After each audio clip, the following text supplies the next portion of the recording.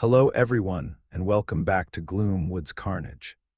Today I am back with 9 absolutely terrifying swamp horror stories that will make you question everything you thought you knew about the murky waters of our nation's wetlands.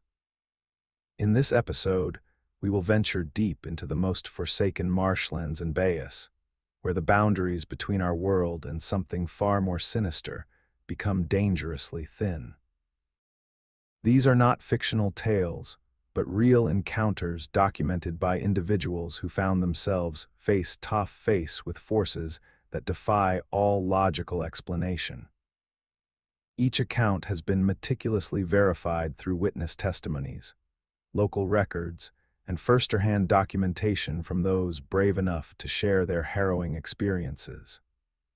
From phantom vessels gliding silently through midnight waters to ancient burial grounds that refuse to stay buried, these stories will take you to places where the living dare not tread and the dead refuse to rest.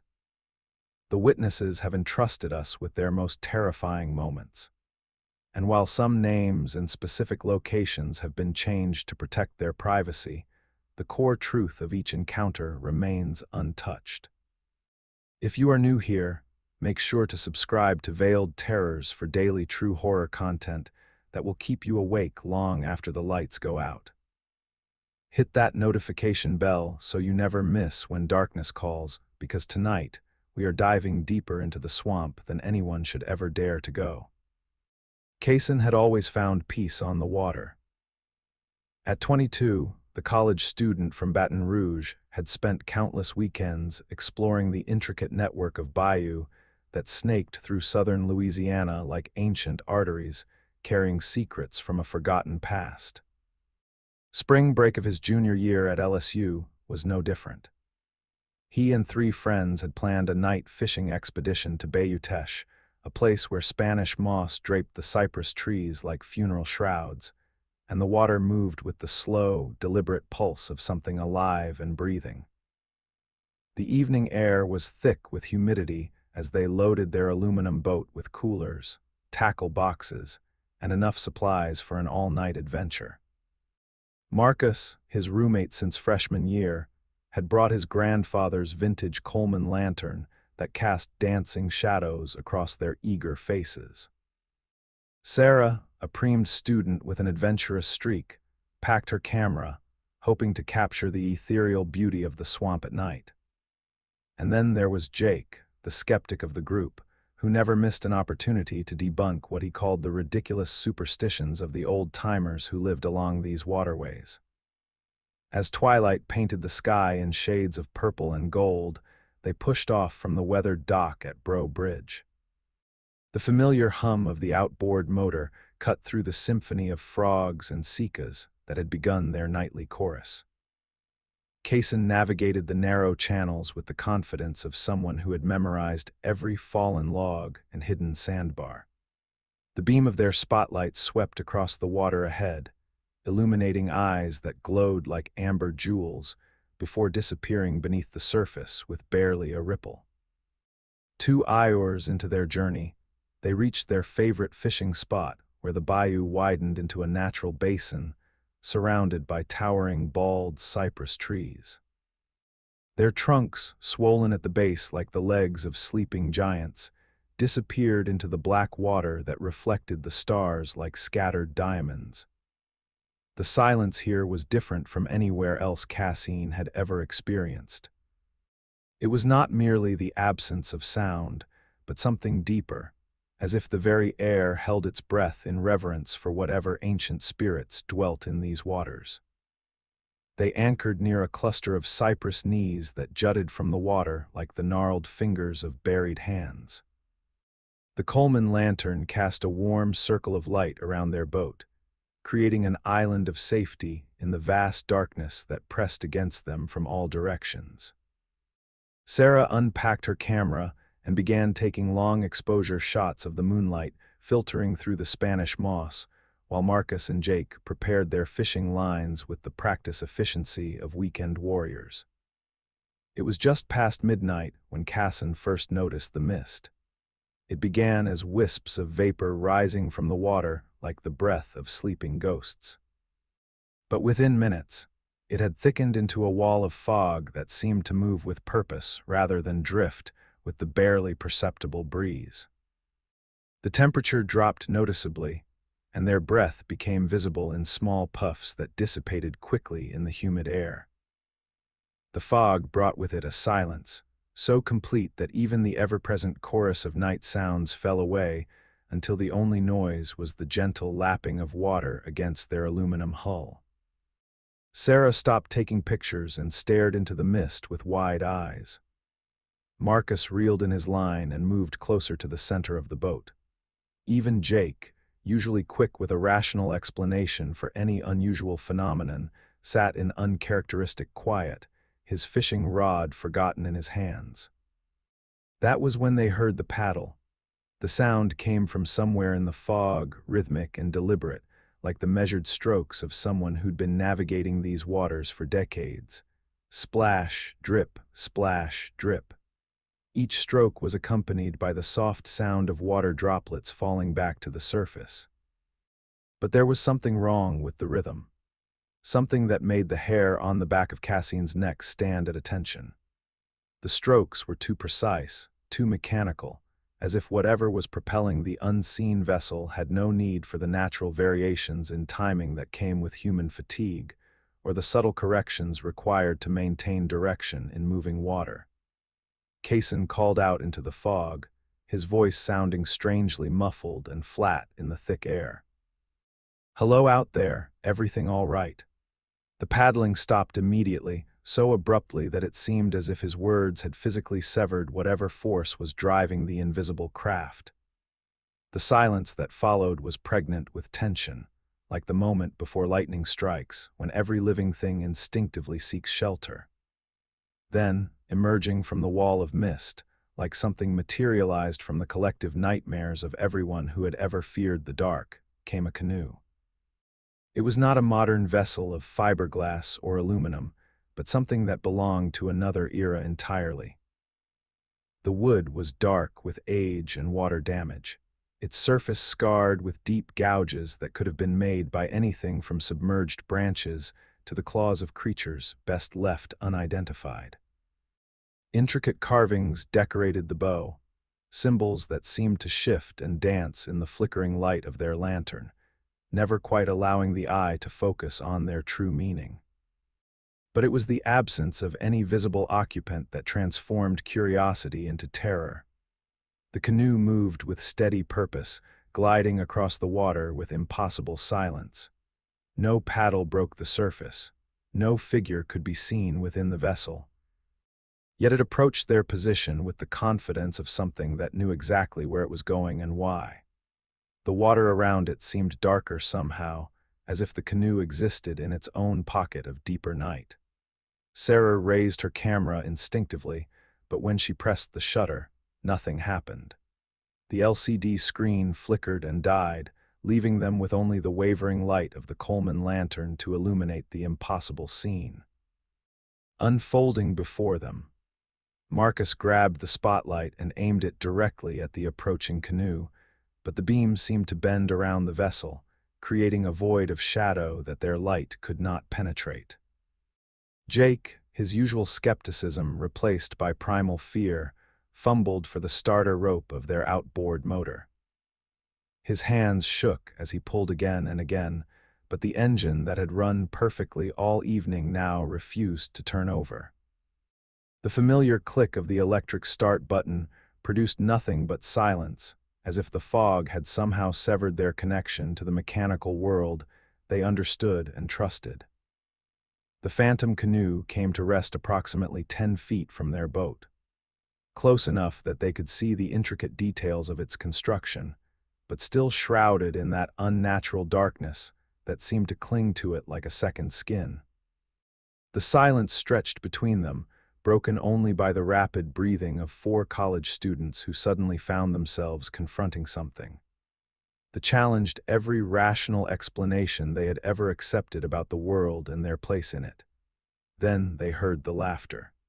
It began as a soft giggle, the sound a child might make while playing hide and seek in the fading light of evening. But there was something hollow about it, something that spoke of joy corrupted by decades of separation from anything resembling life or warmth. The laughter multiplied as if several children had joined in the game, their voices echoing from within the empty canoe with an acoustic impossibility that made Cassian's skin crawl with terror. The voices were young, innocent in their tone, but terrible in their context. They spoke in French, the old Acadian dialect that Cassian's grandmother had used when she told stories of the early settlers who had carved homes from this wilderness with nothing but determination and faith. But these voices carried neither warmth nor comfort. Instead, they whispered of water closing over small heads, of desperate struggles against currents too strong for young arms, of final breaths taken beneath the surface that reflected the last light they would ever see. Sarah began to cry, quiet sobs that she tried to muffle with her hands, as the reality of their situation settled over them like a burial shroud. Marcus reached out and grabbed Cassian's arm, his fingers digging into flesh with desperate strength, as if physical contact with another living person could somehow anchor him to the world of the rational and explainable.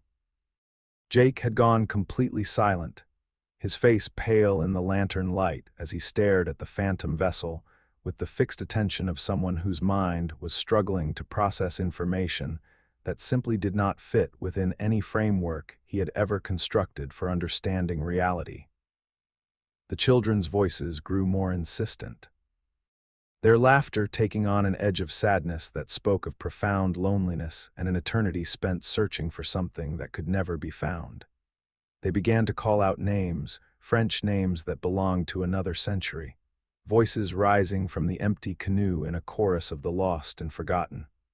Marie, they called, Pierre, Baptiste, come play with us. Come into the water where it is cool and dark and peaceful. Come where the current will carry you to places where time has no meaning and the pain of the living world cannot follow. The fog began to thicken around their boat, pressing in from all sides until visibility dropped to mere inches beyond the weak circle of lantern light. The phantom canoe started to move again, but this time it began to circle them with slow, deliberate movements that created no wake, no disturbance in the water whatsoever. Each revolution brought it slightly closer, the gap between the vessels narrowing with each pass like a noose tightening around the neck of a condemned prisoner. Kyson tried the radio, but static was the only response to his desperate calls for help. Their cell phones showed no signal. Not unexpected in this remote location, but somehow more ominous given their current circumstances. They were completely cut off from the outside world, trapped in a pocket of reality, where the normal rules seemed to have been suspended in favor of something far older and infinitely more dangerous. The circling continued for what felt like hours, but could have been minutes. Time itself seeming to lose coherence in the presence of whatever force animated the phantom vessel.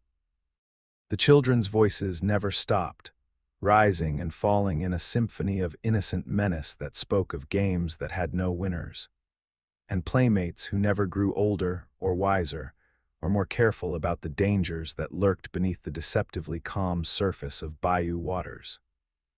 Then, as suddenly as it had appeared, the phantom canoe stopped its circling and began to retreat into the fog. The children's laughter faded gradually, not dying away naturally, but simply becoming fainter as distance grew between them and whatever realm these lost souls inhabited. The mist began to lift, revealing stars that had been watching silently from above throughout their entire ordeal. Their outboard motor started on the first pull, roaring to life with a sound so normal and mechanical that it brought tears of relief to Sarah's eyes. The radio crackled back to life with the late-night chatter of commercial fishermen working the deeper waters of the Atchafalaya Basin. Their cell phones showed full signal strength, as if they had never lost contact with the network of towers that connected them to the waking world. But as they raced back toward the safety of the dock at Bro Bridge, none of them spoke about what they had witnessed. The phantom canoe had disappeared as completely as if it had never existed, leaving behind only the memory of children's laughter echoing across dark water, and the terrible knowledge that some games once begun never truly end. They had encountered something that existed in the spaces between heartbeats. In the pause between one breath and the next, in the moment when sleep finally claims consciousness, and the barriers between worlds grow thin enough for the desperate and the lost to cross. Case never returned to a section of Bayou, though he continued to fish other waters throughout his remaining years at LSU. Sometimes on particularly foggy nights when the air hung heavy with moisture and memory, he would hear children's laughter carried on the wind and know that somewhere in the darkness, a phantom canoe still glided silently through waters that held secrets too dangerous for the living to fully comprehend. Malia had always been drawn to the forgotten corners of the natural world, those places where wildlife photographers rarely ventured and park rangers seldom patrolled. As a freelance photographer specializing in endangered bird species, she had spent 3 years documenting the slow disappearance of Florida's most vulnerable avian populations.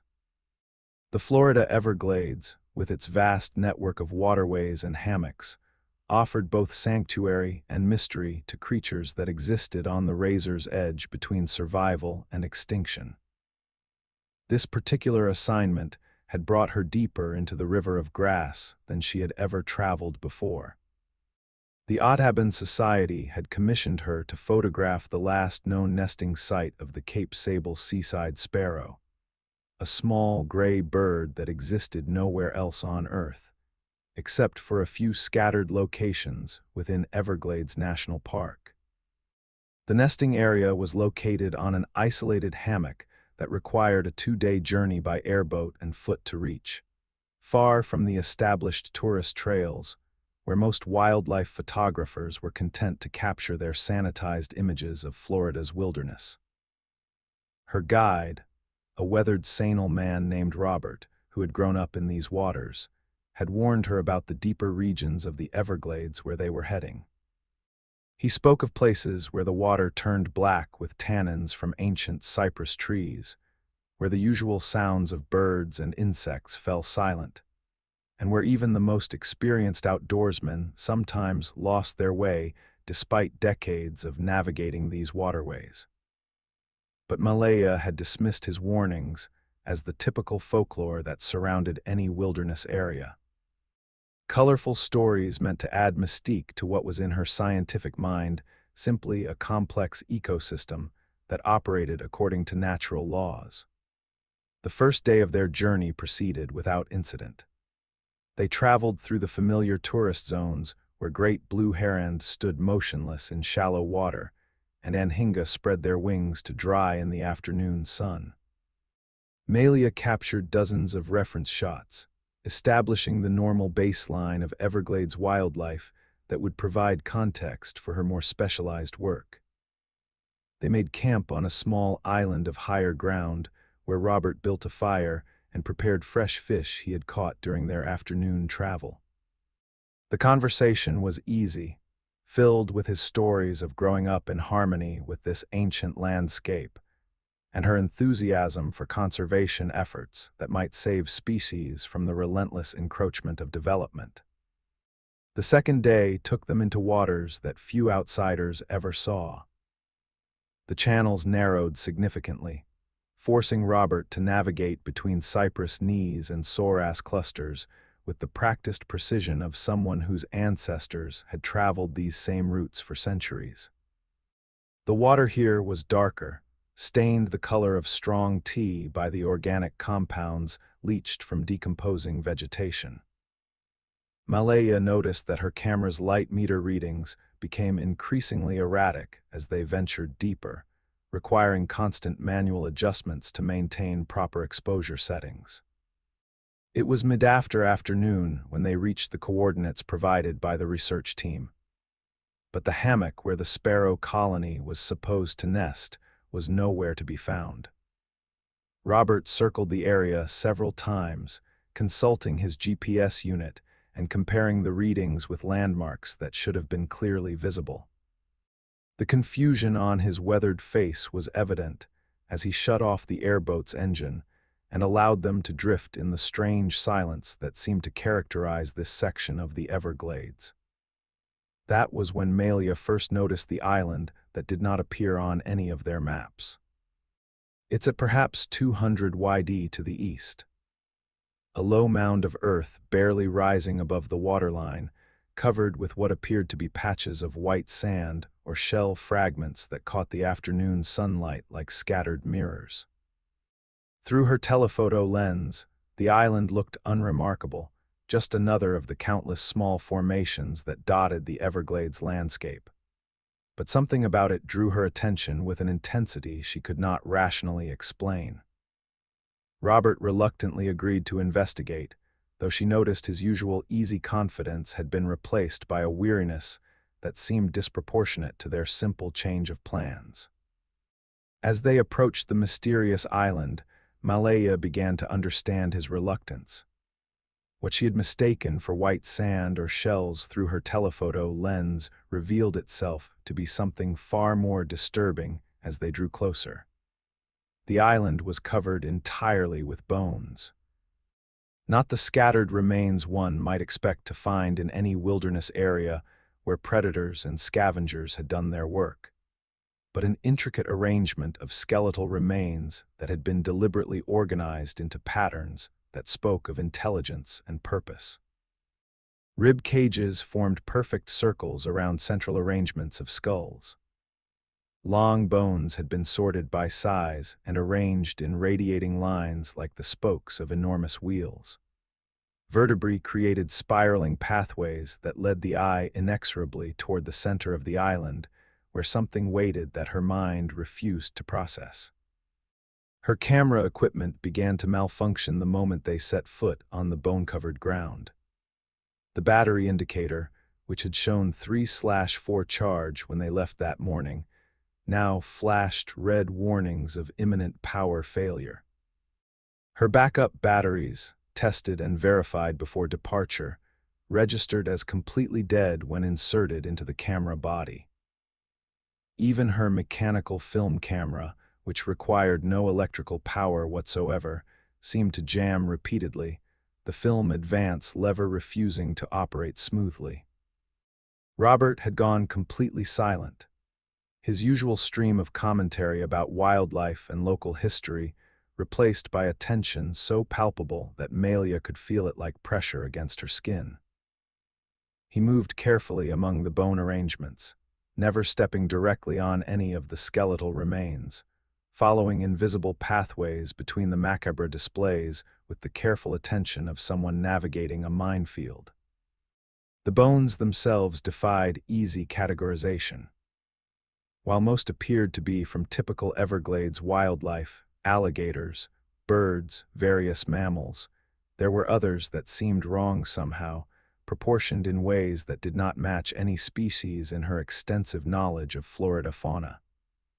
Skulls with too many teeth, rib cages that curved in impossible directions, femurs that were either far too long or strangely short for the creatures they had supposedly supported in life. The arrangement suggested not random death, but deliberate collection, as if something had been gathering specimens according to criteria that remained hidden from outside observation. At the center of the island, surrounded by concentric circles of increasingly exotic skeletal remains, stood a single structure that challenged every scientific principle Malaya had ever accepted.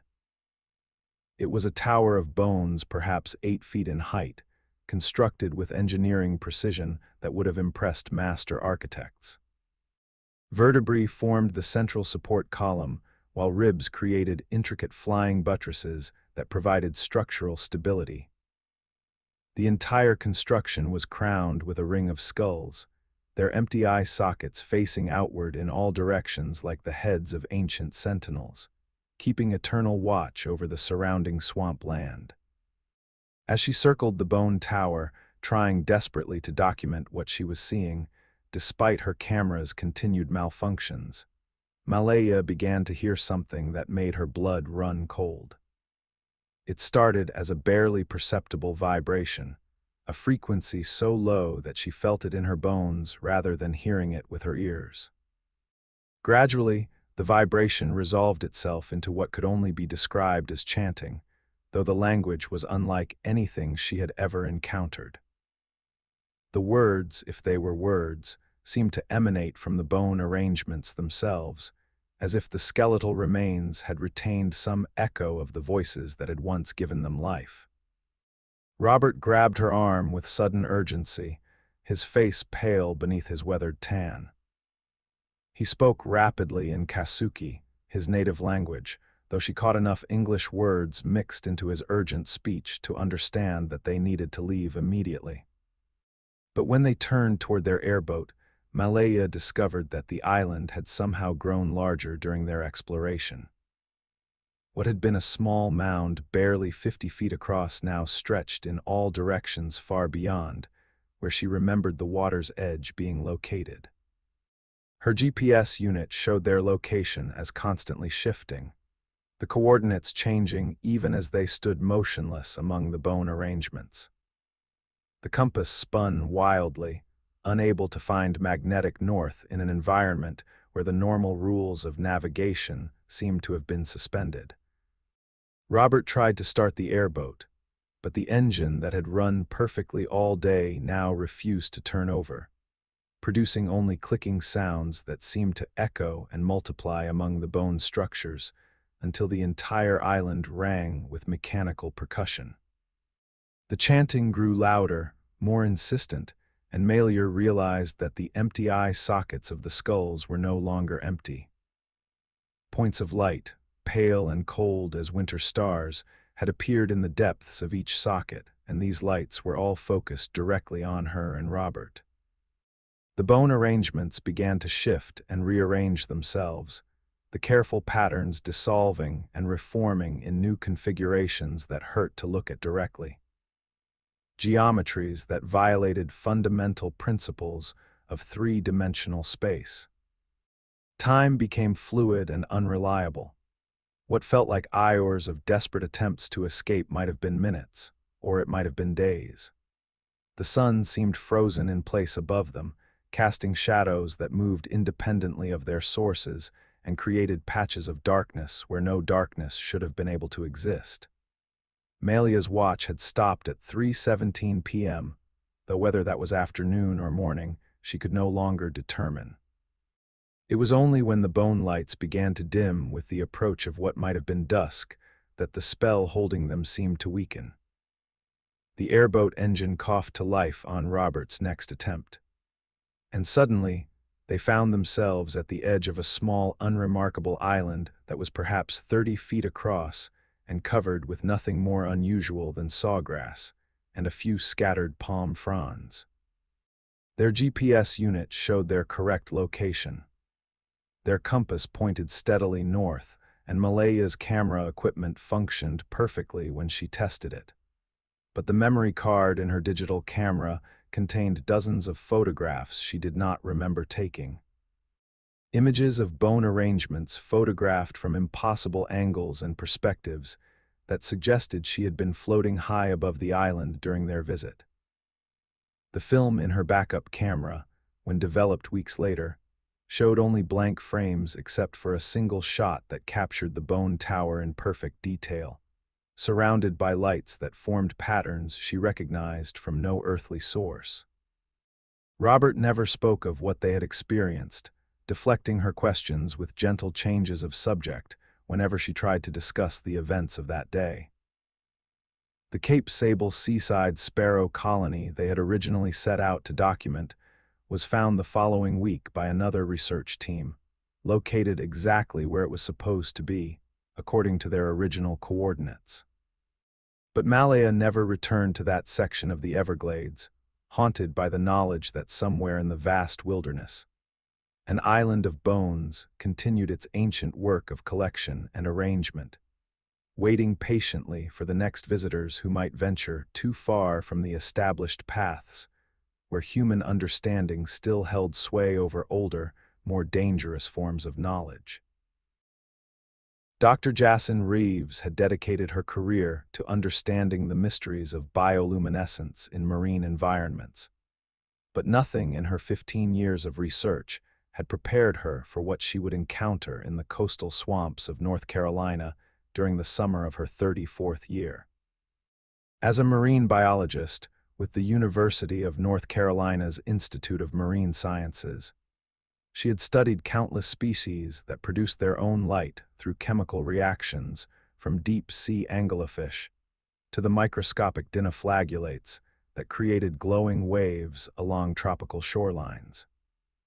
But the phenomenon she witnessed that night challenged every scientific principle she had ever accepted about the natural world. The research project that brought her to the Alligator River National Wildlife Refuge was routine enough. A 3-month study of water quality changes in coastal freshwater systems and their impact on local fish populations. The refuge, with its unique blend of freshwater swamps and salt marshes, provided an ideal laboratory for studying how marine and freshwater ecosystems adapted to the increasing salination caused by rising sea levels and more frequent storm surges.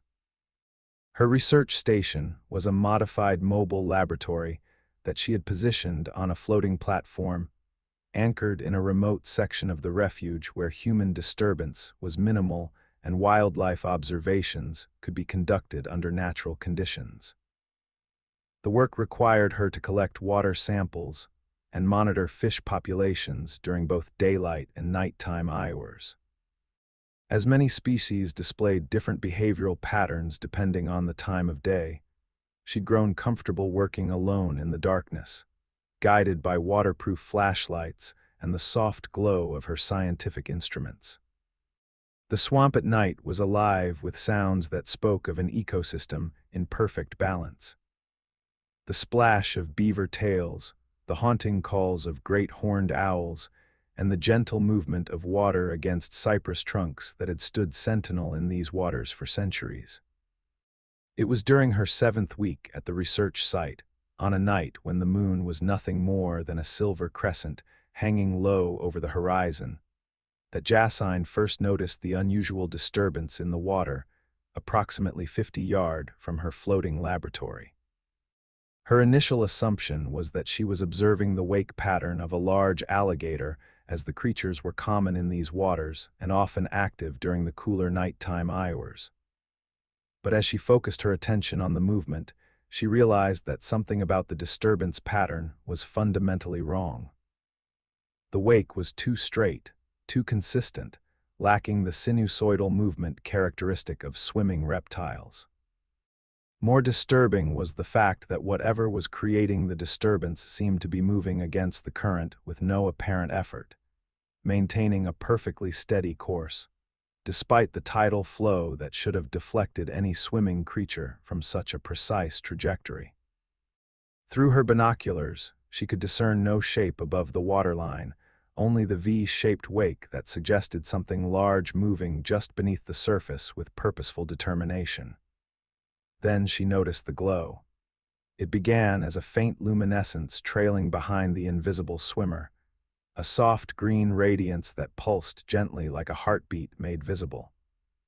At first, she dismissed it as bioluminescent algae being disturbed by whatever creature was moving through the water, a common enough phenomenon in coastal environments where microscopic organisms produce light when agitated.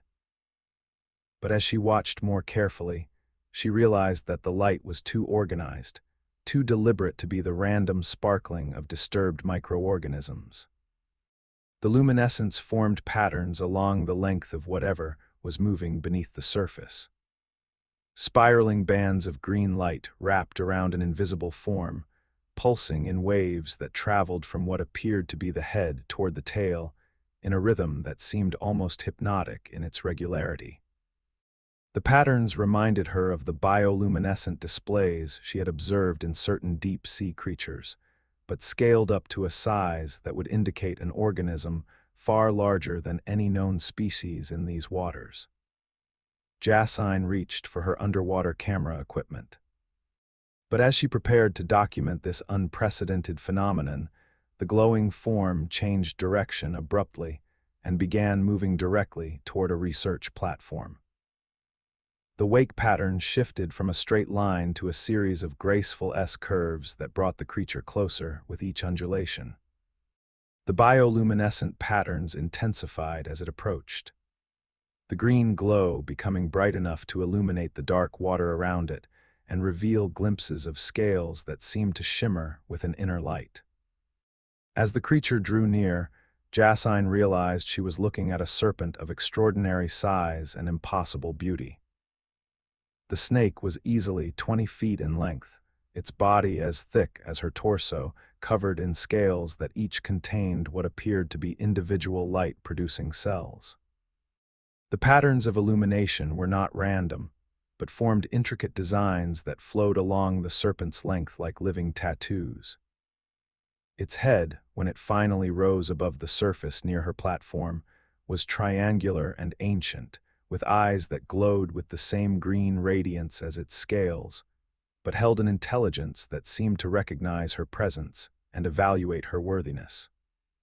The creature made no aggressive moves toward her platform.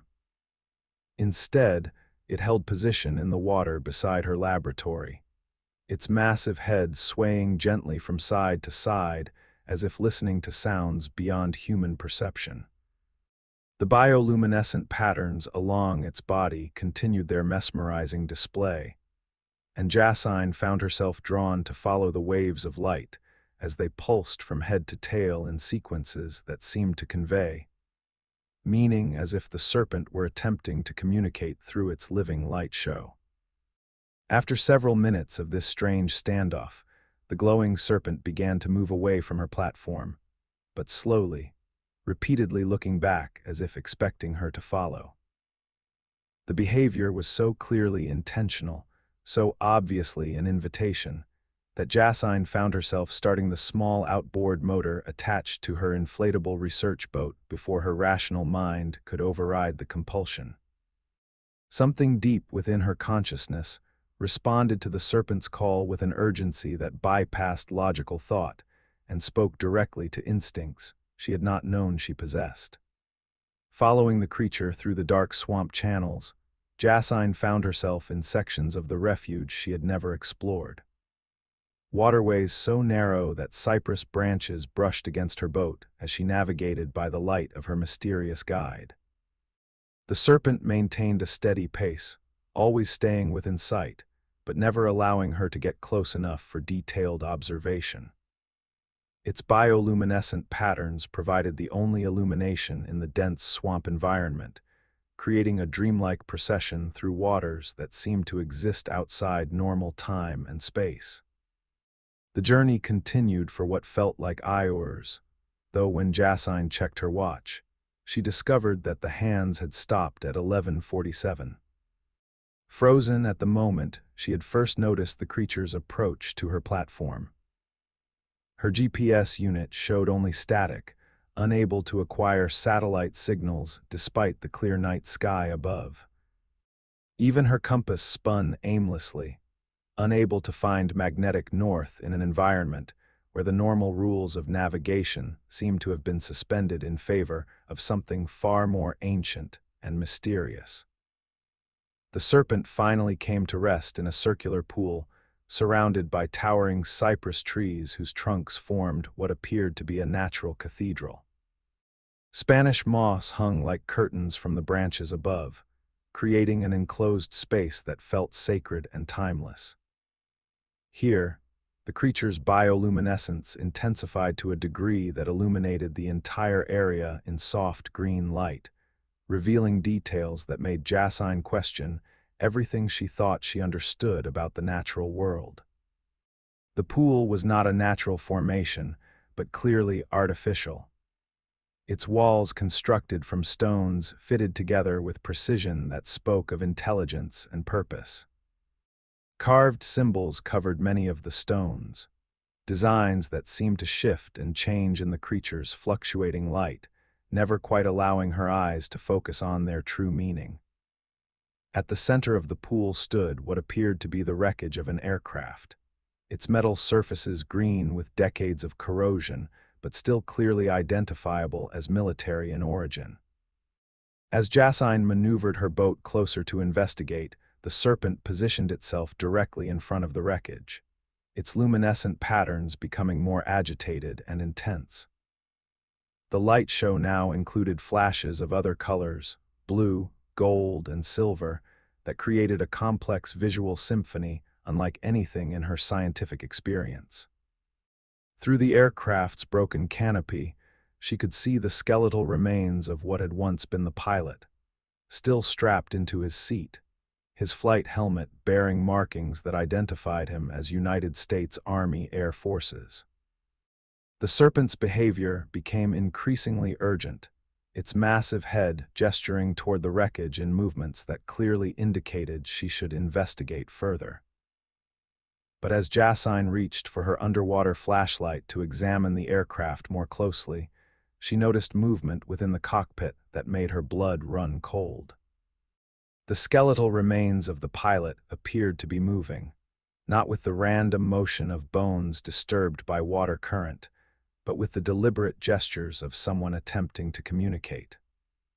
The pilot's skull turned toward her with mechanical precision, its empty sockets somehow conveying desperate urgency.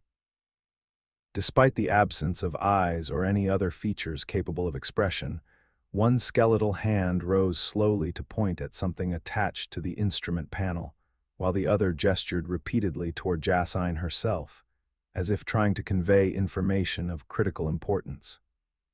The serpent's bioluminescent display reached a crescendo of activity, patterns racing along its length so rapidly that they created an almost stroboscopic effect. Through the broken canopy, Jacine could see that the object the skeletal pilot was indicating was a leather pouch somehow preserved. Despite decades of submersion in the swamp water, the pilot's gestures became more insistent, his skeletal form animated by some force that defied every law of physics she had ever studied. The serpent began to circle her boat, its luminous patterns creating a hypnotic spiral of light that seemed to draw her consciousness deeper into a realm where scientific skepticism held no power over ancient mysteries. Fighting against an overwhelming urge to enter the water and retrieve the pouch, Jacine forced herself to start her outboard motor and back away from the wreckage. The moment her boat began to move, both the serpent and the animated skeleton became frantic in their attempts to prevent her departure. The creature's bioluminescence flared to blinding intensity, while the pilot's skeletal hands gestured with mechanical desperation, as if her leaving would condemn him to another eternity of waiting in his underwater tomb. But Jacine's scientific training ultimately overcame the supernatural compulsion that had drawn her into this impossible situation. She navigated by memory and instinct through the dark channels, no longer guided by the serpent's light, following water flow and the direction of moss growth on tree trunks to find her way back to familiar territory. When she finally reached her research platform, her watch had resumed normal operation, showing 3:22 a.m., though she had no memory of the intervening hours between her departure and return. Her research notes for that evening contained detailed observations of water temperature, pH levels, and fish population counts that she did not remember recording.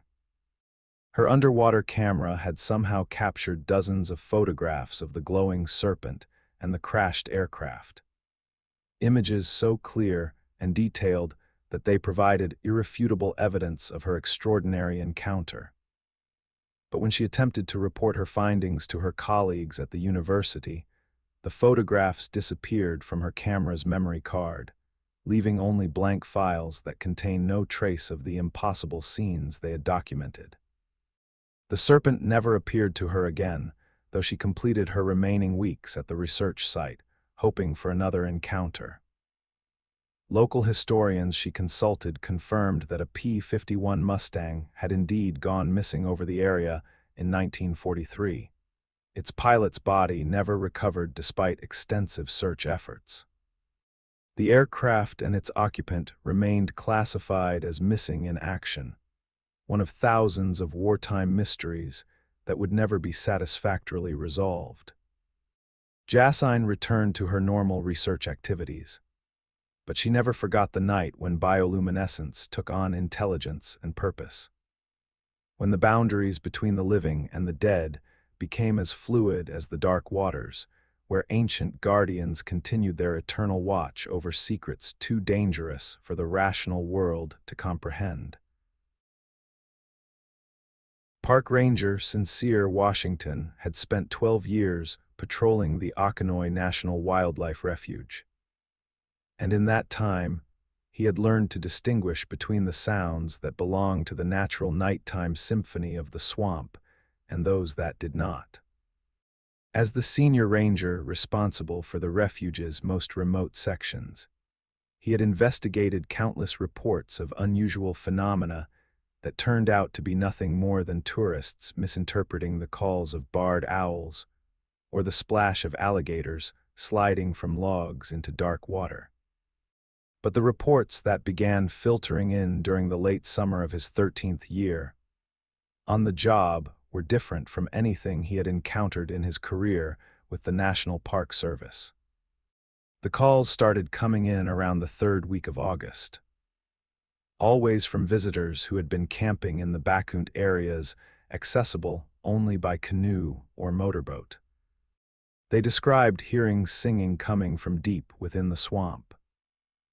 During the hours just after midnight, voices raised in hymns that echoed across the water with impossible clarity, despite the distance and atmospheric conditions that should have muffled any sound to unintelligible whispers. The descriptions were remarkably consistent. A full choir of perhaps 30 or 40 voices singing traditional Christian hymns in perfect four-part harmony, accompanied by what sounded like an old pump organ. Initially, Sincere assumed the reports were cases of sound carrying farther than expected from one of the small churches that dotted the communities surrounding the refuge.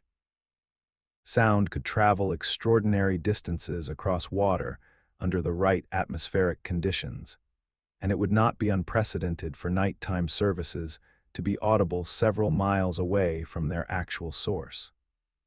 But when he consulted with local pastors and checked service schedules, he found that none of the area churches held midnight services, and all of the congregations had been accounted for during the times when the mysterious singing was reported. The reports became more frequent as autumn approached, and the descriptions grew increasingly detailed and disturbing. Campers spoke of feeling drawn to paddle toward the source of the singing, following the ethereal voices through narrow channels and round islands thick with Spanish moss, until they became completely disoriented in sections of the swamp they had never seen before. Several groups had to be rescued after spending entire nights lost in areas that did not appear on any official maps of the refuge. Waterways that seemed to exist only during the hours when the Phantom Choir performed its spectral concerts. As October arrived and the first cold fronts began to push through Georgia, Sincere decided he needed to investigate the phenomenon personally. He had explored every accessible section of the OK Feni during his years of service, but he realized there were still remote areas deep within the swamp's interior that he had never thoroughly surveyed. Armed with GPS equipment, camping supplies, and recording devices, he set out on a 3-day solo expedition to map the most isolated channels and document any unusual acoustic phenomena he might encounter. The first 2 nights of his investigation yielded nothing more unusual than the normal sounds of a healthy wetland ecosystem. He positioned himself at various locations throughout the remote sections of the refuge, recording hours of ambient sound, and carefully noting weather conditions, wind patterns, and other factors that might influence sound transmission across the water. His scientific approach to the mystery reflected his training in wildlife biology and his natural skepticism toward unexplained phenomena that usually had perfectly rational explanations once sufficient investigation was conducted. On the third night, positioned in a narrow channel, surrounded by towering bald cypress trees, whose trunks disappeared into darkness above his head, Sincere finally heard what the campers had been reporting. The singing began precisely at midnight, announced by the distant tolling of a church bell that seemed to come from everywhere and nowhere at once. The sound was hauntingly beautiful, voices raised in perfect harmony, singing amazing grace with a clarity and power that made his skin crawl with recognition of something fundamentally wrong about what he was experiencing.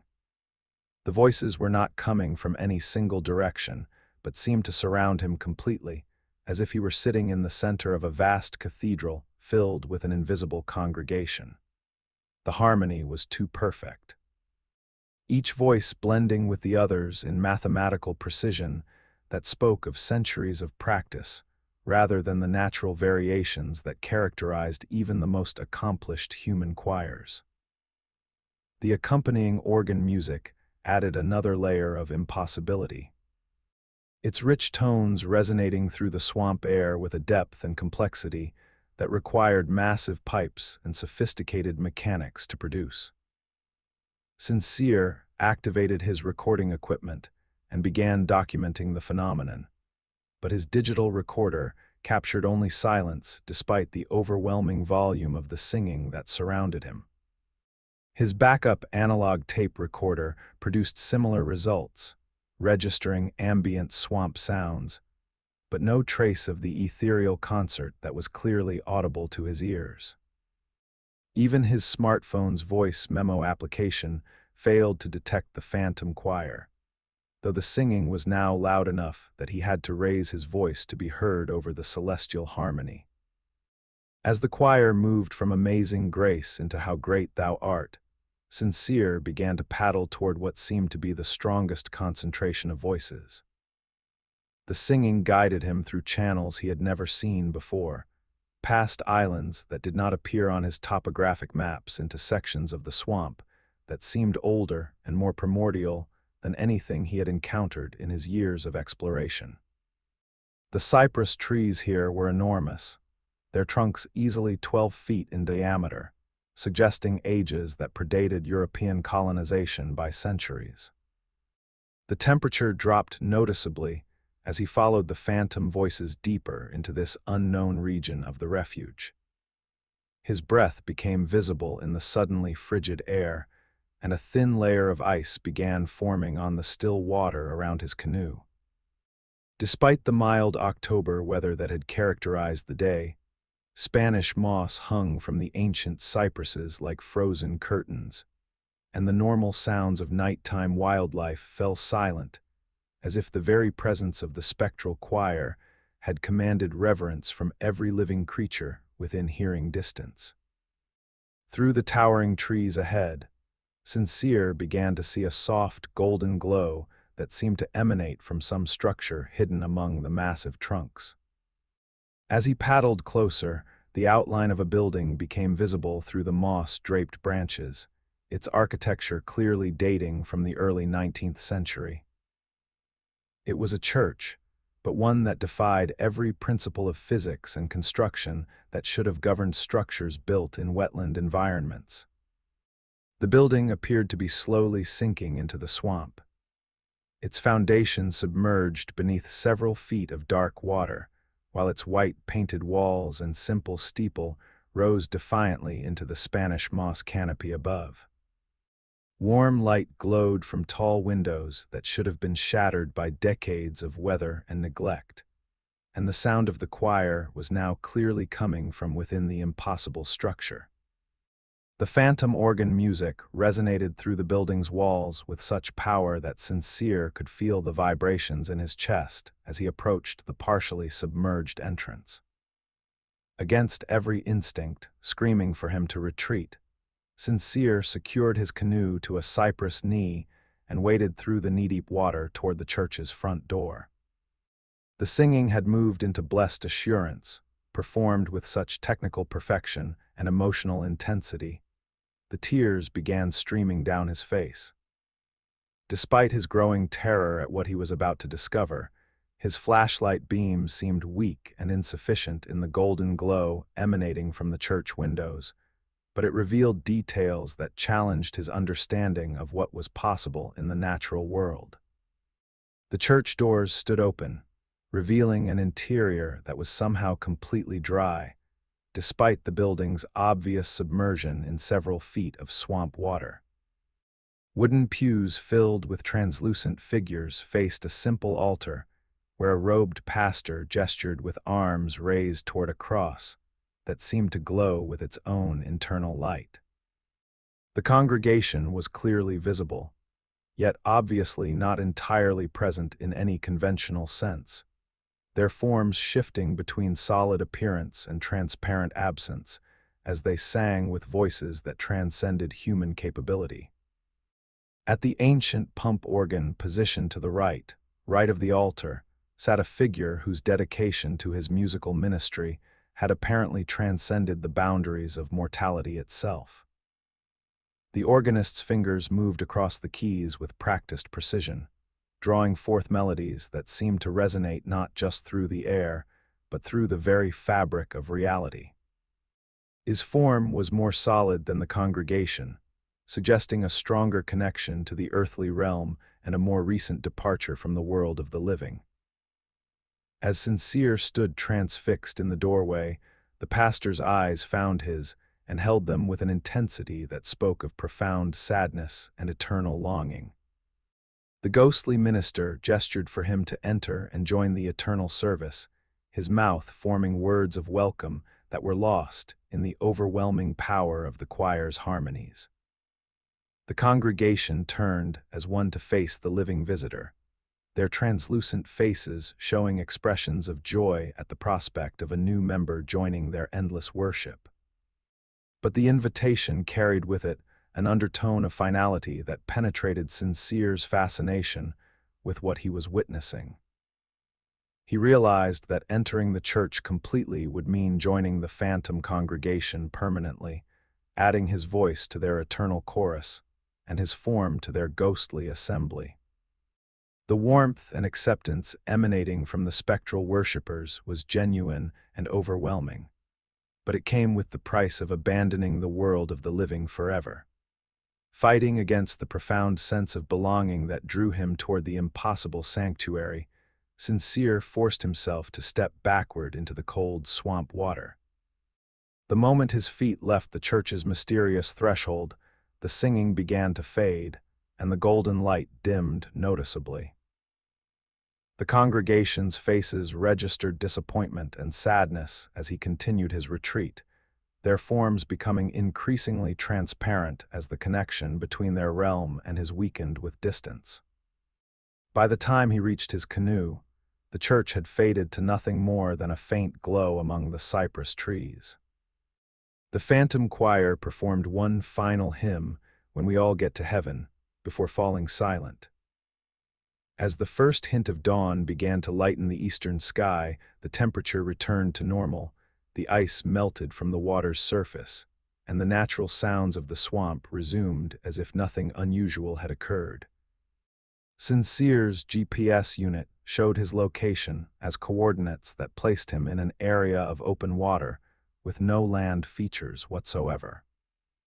Despite his clear memory of navigating through channels and around islands during his pursuit of the phantom voices, his detailed maps of the refuge showed no churches in any section of the wilderness area, historical or otherwise. Research into local records revealed that a small congregation had indeed established a church in the remote sections of what would later become the refuge. But the building had been lost when the Swanee River changed course during the Great Flood of 1932, taking the entire community beneath the waters that still covered their final resting place. The reports of midnight singing continued throughout the remainder of October, but Sincere never again ventured into the deep swamp during the hours when the phantom congregation held their eternal services. He filed his official report as an investigation with inconclusive results.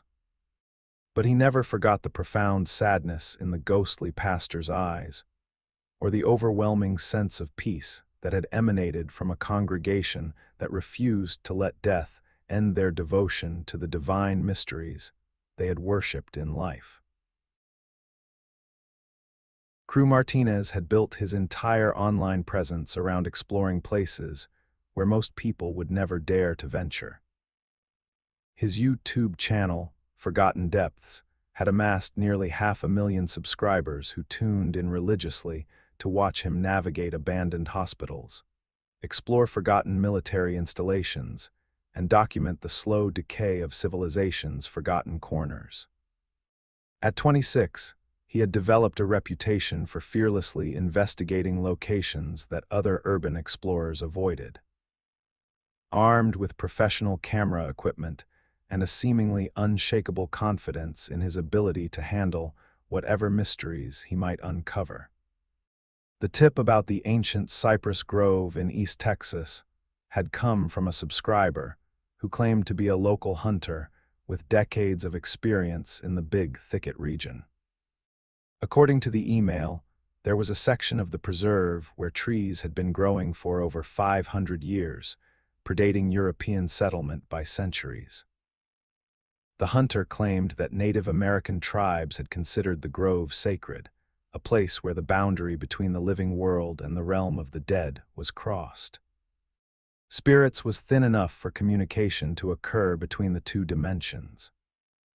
What made the location particularly intriguing for Crew's purposes was the subscriber's assertion that the largest tree in the grove, a bald cypress with a trunk circumference of nearly 40 feet, had developed the ability to whisper the names of everyone who had died within its vicinity over the past 5 centuries. The hunter claimed that approaching the tree on certain nights would result in hearing a litany of names spoken in voices that belonged to the deceased themselves. A phenomenon that had driven away even the most experienced outdoorsmen who had encountered it. Crew spent 2 weeks researching the location, cross-referencing historical records with topographical maps and satellite imagery to identify the most likely coordinates for the grove described in the email. The Big Thicket National Preserve covered nearly 100,000 acres of diverse ecosystems, including sections that had never been thoroughly surveyed by modern researchers. Finding one specific grove within that vast wilderness would require careful planning and more than a little luck, but the potential for unique content made the effort worthwhile. His preparation for the expedition included not only his usual arsenal of cameras and audio recording equipment, but also research into the historical background of the region. The area had indeed been sacred to several Native American tribes, particularly the Attakapas and Caddo peoples, who had left behind numerous archaeological sites, indicating centuries of continuous habitation. European diseases and military campaigns had largely eliminated the indigenous population by the mid-1800s, leaving behind only scattered remnants of their culture and the oral traditions that spoke of special places where the natural and supernatural worlds intersected. The journey into the preserve began at dawn on a crisp October morning when the first cold front of autumn was pushing through East Texas. Crew loaded his gear into a lightweight canoe and launched from one of the designated access points, planning to follow a series of interconnected waterways deeper into the preserve than most visitors ever ventured. His GPS unit and compass would guide him to the approximate coordinates he had calculated, but finding the specific grove would require careful observation of the landscape and more than a little intuition. The first day of paddling took him through familiar territory that he had explored in previous videos. Paths lined with tupelo trees, and through channels where alligators sunned themselves on fallen logs with the casual indifference of apex predators secure in their domain. As he traveled deeper into the preserve, the waterways narrowed and the canopy overhead thickened, creating a tunnel-like environment where Spanish moss filtered the sunlight into a green twilight that persisted throughout the day. By evening, he had reached coordinates that placed him in the vicinity of where the ancient grove should be located. But the dense vegetation and uniform appearance of the swamp land made it difficult to identify specific landmarks. He made camp on a small island of higher ground, setting up his equipment to record the ambient sounds of the night while he reviewed his research notes and planned the next day's search pattern. It was during his second day of exploration, following a narrow channel that appeared on none of his maps, the crew first encountered the grove described in the subscriber's email. The transition from normal swamp land to the ancient forest was gradual but unmistakable.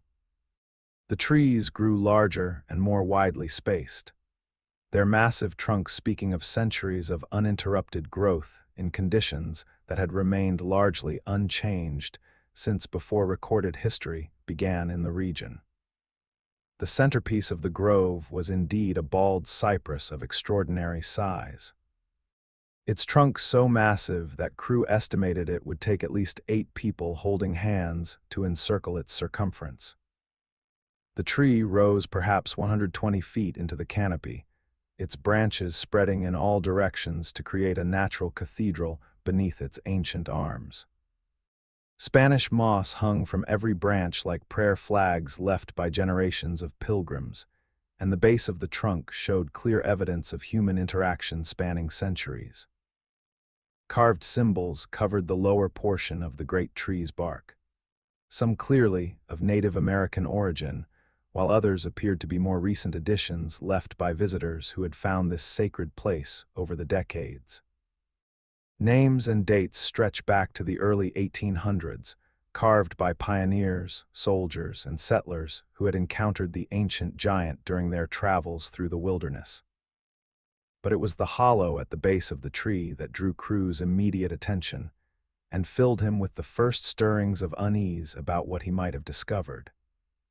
The cavity in the tree's trunk was easily large enough for a person to enter, its interior worn smooth by centuries of weather and the passage of countless hands. But the hollow was not empty. Instead, it contained what appeared to be a museum of human artifacts spanning 5 centuries, carefully arranged and preserved despite the humid conditions that should have destroyed organic materials within decades of their placement in the tree's protection. There were arrowheads and pottery fragments that clearly predated European contact. Their craftsmanship. Speaking of the skilled artisans who had created them for purposes, both practical and ceremonial, Spanish coins and religious medals told the story of early explorers who had passed through this region centuries before it appeared on any official maps.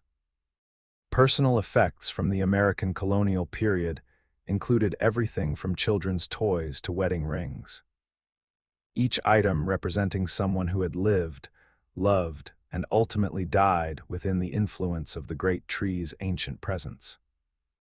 More disturbing were the items of recent origin that had somehow found their way into the collection. Driver's licenses with photos that showed smiling faces now decades deceased, military dog tags from conflicts spanning from World War II to Afghanistan, and cell phones whose owners had vanished without trace in the trackless wilderness of the preserve. More disturbing were the items of recent origin that had somehow found their way into the collection. Driver's licenses with photos that showed smiling faces now decades deceased, military dog tags from conflicts spanning from World War II to Afghanistan, and cell phones whose owners had vanished without trace in the trackless wilderness of the preserve. Through his headphones, he could hear a constant low-level whisper that seemed to emanate from the tree itself. A sound so faint that it was almost below the threshold of perception, but persistent enough to create an unsettling background to his investigation. The whispers were not random sounds, but clearly formed words, though spoken so softly that individual names remained indistinct. The sun was beginning to set when the whispering suddenly intensified, becoming clearly audible without the aid of electronic amplification. The voices were speaking names just as the subscriber had described, but not in any single language or accent. Instead, the litany included names from every culture and time period that had intersected with this ancient place over the past 5 centuries. Native American names in languages that had been extinct for generations, mixed with Spanish and French appellations, left by early European explorers, followed by English names that told the story of American expansion into the Texas wilderness. Oh, what made the experience truly terrifying was the realization that each name was spoken in the voice of the person it represented, as if the tree had somehow captured not just their identity, but the actual sound of their final words before death claimed them.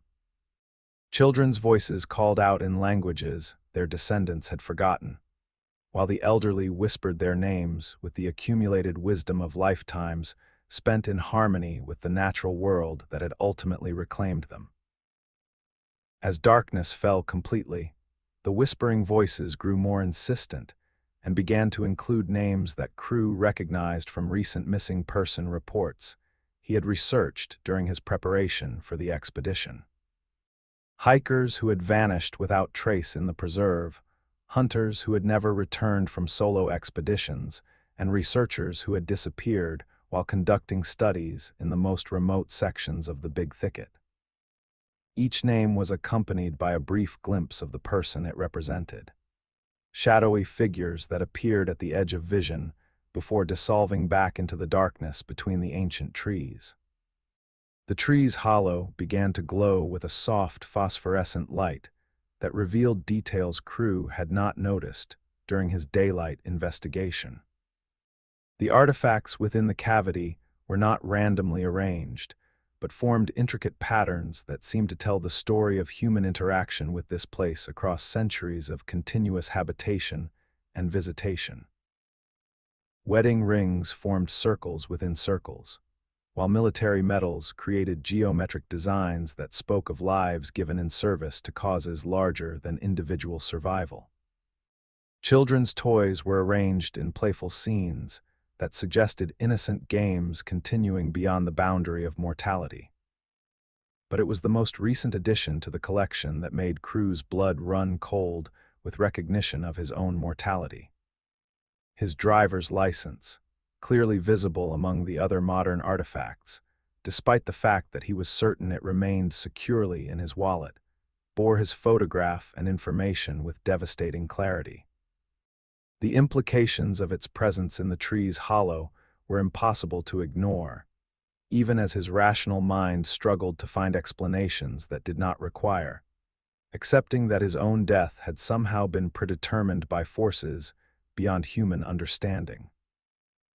The whispered names now included his own, spoken in his own voice, with a tone of resigned acceptance that suggested he had already acknowledged his fate and made peace with the ancient powers that governed this sacred grove. Other voices began calling his name as well, inviting him to join their eternal congregation, to add his story to the centuries of human experience that the great tree had witnessed and preserved within its hollow heart. Fighting against a growing compulsion to remain in the grove and accept whatever destiny awaited him, Crew forced himself to pack his equipment and retreat to his canoe. The whispered names followed him through the darkness, growing fainter with distance, but never completely fading as he navigated by moonlight through channels that seemed to shift and change with each passing hour.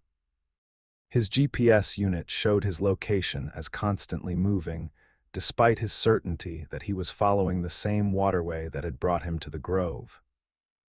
When dawn finally broke and he emerged from the preserve at a boat launch he did not remember using during his entry, Crew discovered that his camera equipment had captured nothing from his time in the grove.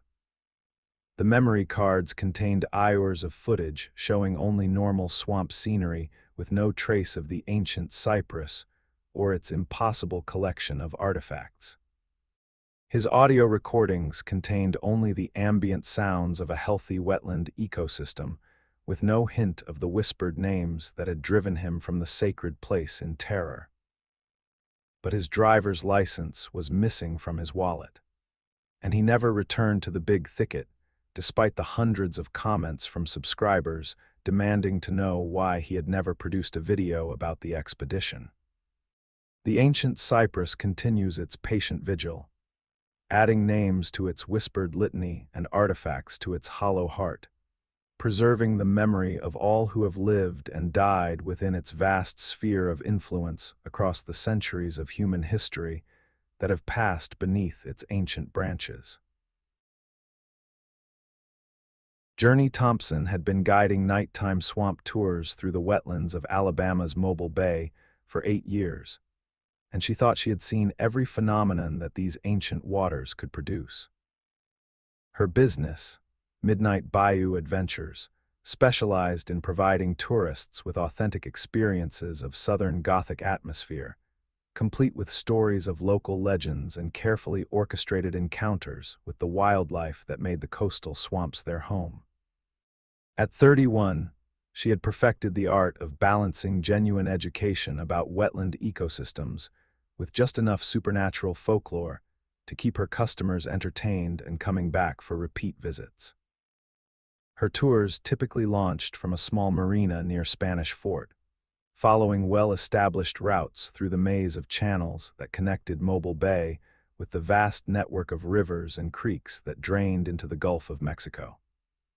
The area was rich in history, from Native American settlements that predated European contact to Civil War fortifications, and the remains of early industrial operations that had shaped the development of the entire region.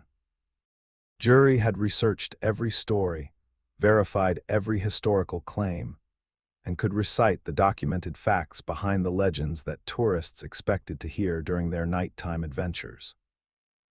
But the phenomenon that began appearing during the unusually foggy autumn of her 9th year in business challenged every rational explanation she had developed for the strange occurrences that occasionally punctuated her tours.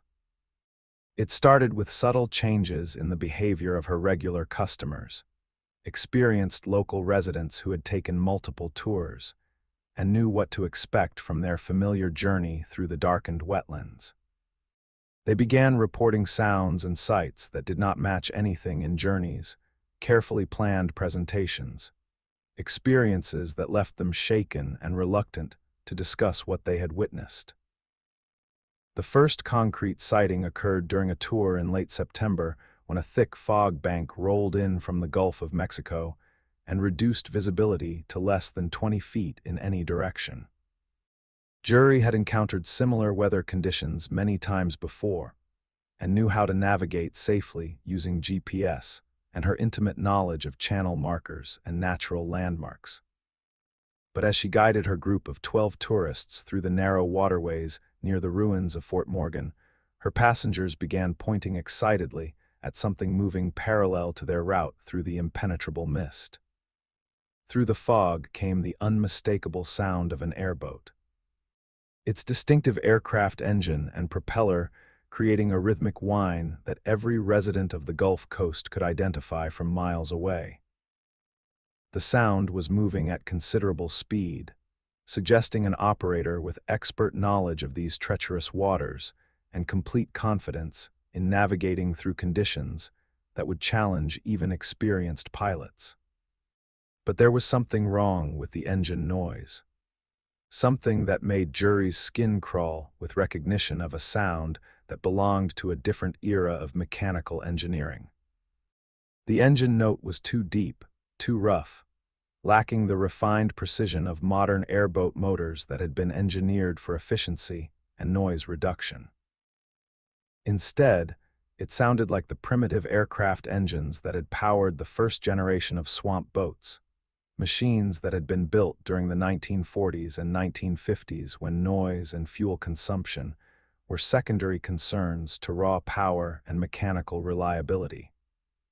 The sound triggered memories from her childhood when her grandfather had operated similar equipment, but those vintage engines had been retired decades ago in favor of modern alternatives. As the Phantom airboat passed closer to their position, Journey caught glimpses of its outline through breaks in the fog.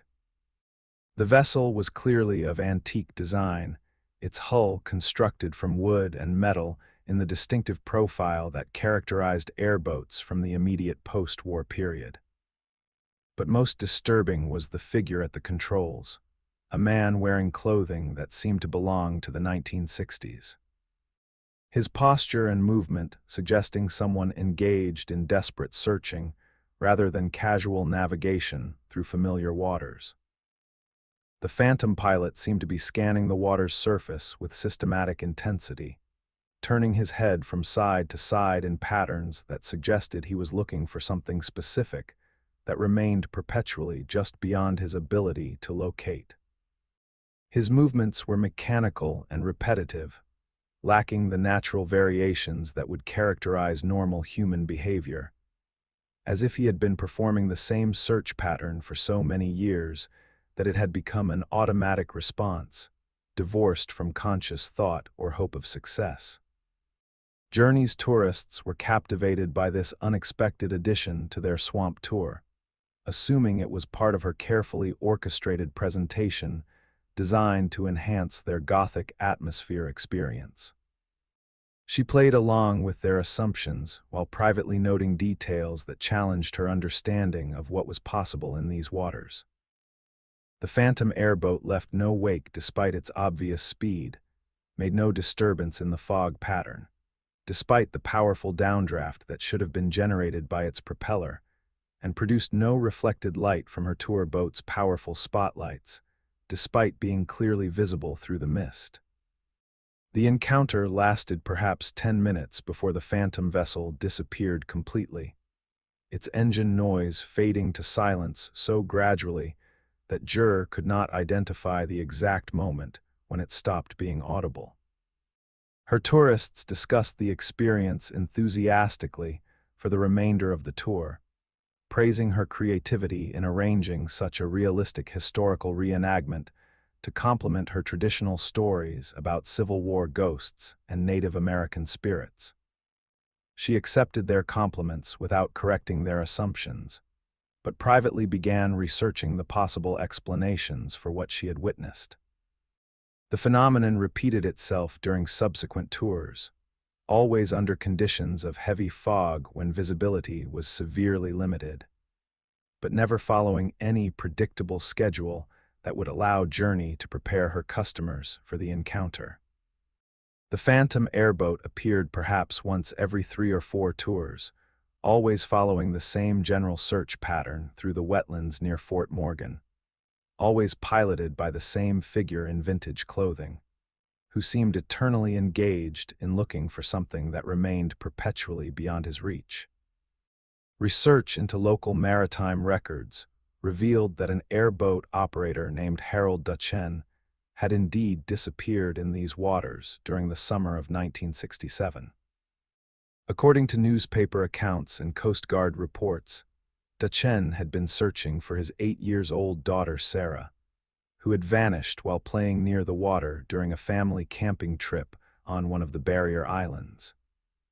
Despite extensive search efforts involving multiple agencies and volunteer groups, neither Sarah nor her father had ever been found, leaving behind only Harold's abandoned truck at the boat launch, and Sarah's small shoes discovered on the beach where she had last been seen. The investigation into their disappearance had consumed weeks of intensive effort with search teams combing every accessible section of the wetlands and dragging the deeper channels for any trace of the missing father and daughter. Harold had been described as an expert pilot with decades of experience navigating the treacherous waters around Mobile Bay. Someone who knew every hidden sandbar and underwater obstacle that could pose a threat to unwary boers. His disappearance while engaged in searching for his daughter had been considered especially tragic because his expertise should have made him virtually immune to the hazards that claimed less experienced operators. As autumn progressed and the fog banks became more frequent, jury began to notice additional details about the phantom airboat that made the encounters increasingly disturbing. The vintage vessel appeared to be showing signs of long immersion in salt water. Its metal components corroded by decades of exposure to the harsh marine environment. The wooden portions of the hull had taken on the gray-green color characteristic of timber that had spent years underwater, while Spanish moss seemed to be growing from various points along its structure, despite the impossibility of such vegetation surviving in a moving vehicle. The pilot himself began to show similar signs of aquatic decay, his clothing hanging in tatters that suggested long submersion followed by repeated exposure to sun and salt air. His movements became increasingly erratic as the encounters continued, his systematic search pattern deteriorating into desperate random changes of direction that spoke of growing frustration and mounting desperation. Sometimes jury could see him calling out across the water, his mouth forming words that were lost in the sound of his vintage engine, but whose meaning was clear from the anguish expressed in his posture and gestures. The most disturbing encounter occurred during a tour in early November when the fog was so thick that jury could barely see her own bow from her position at the steering console.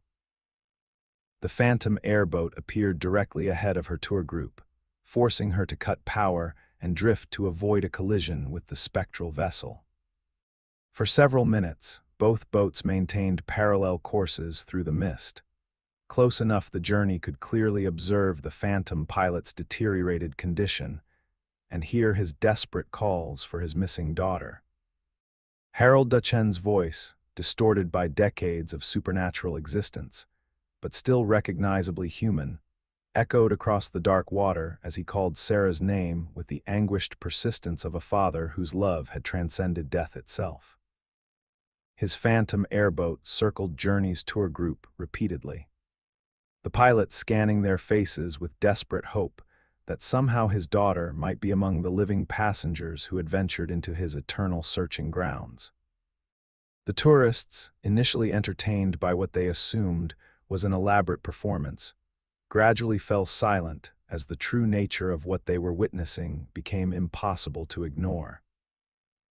When the fog finally lifted near midnight, revealing clear skies and calm water, the phantom airboat had vanished as completely as if it had never existed. But floating in the water, where the spectral vessel had last been seen, jury discovered a small pink shoe that matched the description of the footwear Sarah Duchesne had been wearing on the day she disappeared 57 years earlier. The shoe was in perfect condition despite its impossible age, as if it had been preserved by the same supernatural forces that allowed Harold's continued search for his lost daughter. Jury never reported the discovery of Sarah's shoe to authorities, knowing that no rational explanation could account for its presence in waters that had been thoroughly searched decades earlier. Instead, she placed it carefully in a waterproof container and returned it to the location where she had found it. Understanding instinctively that removing the artifact might somehow interfere with Harold's eternal quest to reunite with the daughter he had failed to save during his lifetime. The phantom airboat continues to appear during foggy nights around Mobile Bay, its vintage engine announcing Harold Duchesne's ongoing search for Sarah. While tourists mistake his supernatural presence for entertainment designed to enhance their swamp tour experience, jury has learned to recognize the atmospheric conditions that precede his appearances. But she never warns her customers about what they might encounter, allowing them to draw their own conclusions about whether they are witnessing careful staging or something that exists beyond the boundaries of rational explanation. Some mysteries are better left undisturbed, and some searches are meant to continue beyond the limits of mortal life, sustained by love so powerful that death itself cannot bring them to an end. Jovi Blackwood had dedicated her graduate studies at the University of Michigan to documenting the folklore traditions of Native American tribes throughout the Great Lakes region, with particular focus on how ancient stories reflected actual environmental phenomena that modern science was only beginning to understand. As a doctoral candidate in cultural anthropology, she had spent 3 years collecting oral histories from tribal elders, cross-referencing their accounts with geological surveys, and developing theories about how indigenous knowledge systems had preserved accurate observations about natural processes for centuries before European scientific methods arrived in North America. The research that brought her to the Canoe National Wildlife Refuge in Michigan's Upper Peninsula had grown out of interviews she had conducted with Ojibwe elders from the nearby reservation who spoke of lights that danced above certain bog areas during specific times of the year.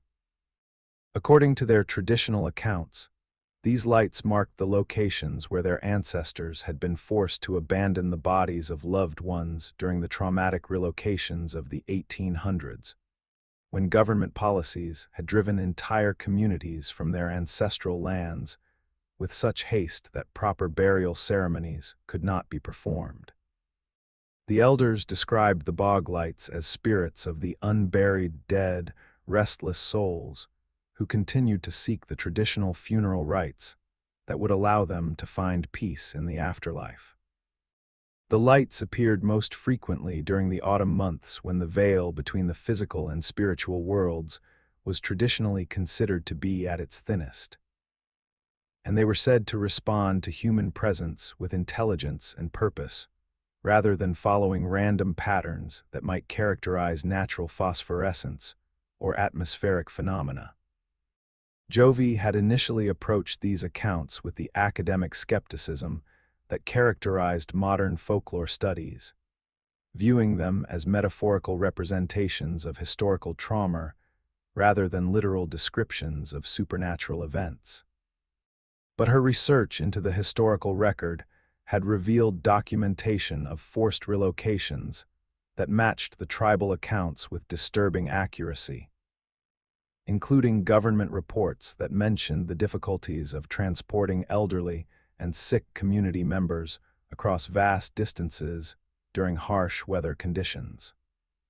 The specific bog area described in the oral histories was located deep within the sea refuge, accessible only by following a network of old logging roads that had been largely reclaimed by wilderness since the timber industry abandoned the region in the early 1900s. According to the tribal elders, the lights appeared most reliably during the weeks surrounding the autumn equinox when atmospheric conditions and seasonal changes created optimal circumstances for the spiritual manifestations they had observed for generations.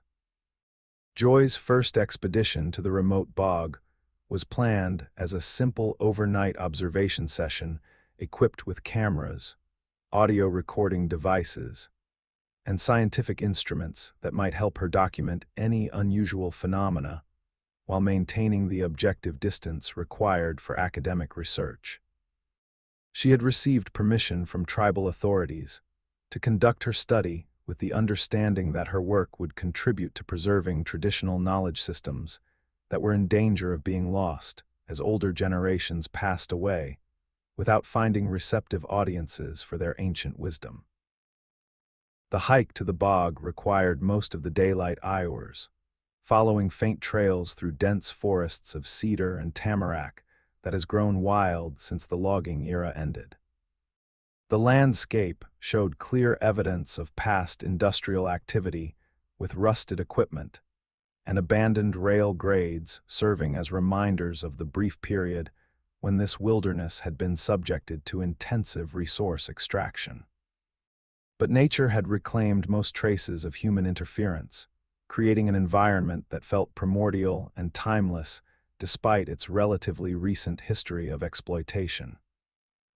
The bog itself was larger than Jovi had expected. perhaps 2 acres of open wetland surrounded by a buffer of stunted trees and dense undergrowth that created natural barriers to casual exploration. The water was dark with tannins, stained the color of strong tea by centuries of organic decomposition, and dotted with islands of sphagnum moss that supported specialized plant communities adapted to the acidic conditions. Standing at the edge of this ancient landscape, Jovi could understand how indigenous peoples might have viewed such places as threshold environments where the normal rules of existence became flexible and permeable. As sunset approached, she established her observation post on a small rise that provided clear views across the entire bog, while offering some protection from the evening mist that was already beginning to form above the dark water. Her scientific equipment detected normal background readings for temperature, humidity, and electromagnetic activity, providing baseline measurements against which any unusual phenomena could be compared. The silence of the bog was profound, broken only by the occasional call of a loon or the splash of a beaver working somewhere in the darkness beyond her vision. The lights began to appear just as the last traces of daylight faded from the western sky, starting as faint glimmers barely distinguishable from fireflies or the reflection of stars on the water's surface. But as darkness deepened, the illumination intensified and began to display characteristics that challenged every natural explanation Jovi could conceive. The lights moved with apparent purpose rather than drifting randomly, forming patterns that seemed to respond to her presence and react to her movements with what could only be described as awareness. There were dozens of them, perhaps as many as 50 individual lights scattered across the bog's surface, each one maintaining a distinct position relative to the others, while participating in larger choreographed movements that created shifting geometric patterns above the dark water. The colors ranged from pale blue-white to deeper golden hues with occasional flashes of green and purple that added complexity to the ethereal display. But most unsettling was the way the lights seemed to pulse in rhythm with each other, as if they were connected by some invisible communication network that allowed coordinated behavior. Through her telephoto lens, Joy could see that each light appeared to be centered above what looked like slight depressions in the bog's surface, areas where the sphagnum moss had grown in circular patterns that suggested underlying disturbances in the normal substrate. The historical accounts she had researched mentioned that bodies had been placed in shallow graves, hastily dug in whatever ground was available, often in wetland areas where the acidic soil conditions might preserve remains for extended periods, while preventing the decomposition that would normally return organic matter to the natural cycle. As the night progressed, the lights began to form more complex patterns that seemed deliberately designed to convey information to any observer capable of interpreting their movements. Groups of lights would gather in circular formations before dispersing in radiating lines that pointed towards specific locations around the bog's perimeter. Individual lights would rise higher above the water's surface, becoming brighter and more defined before descending back to their original positions, as if calling attention to their particular locations for reasons that remained hidden from outside understanding. Joy's audio recording equipment began picking up sounds that were not audible to her unadded ears. Low-frequency vibrations that resolved into what could only be described as voices speaking in languages she could not identify, but which carried emotional undertones of profound sadness and desperate longing. The voices seemed to be calling out names both in native languages and in the English that had been imposed on indigenous communities during the forced assimilation programs of the late 1800s. Children's voices mixed with those of elders, creating a chorus of the displaced and forgotten that transcended the boundaries between life and death.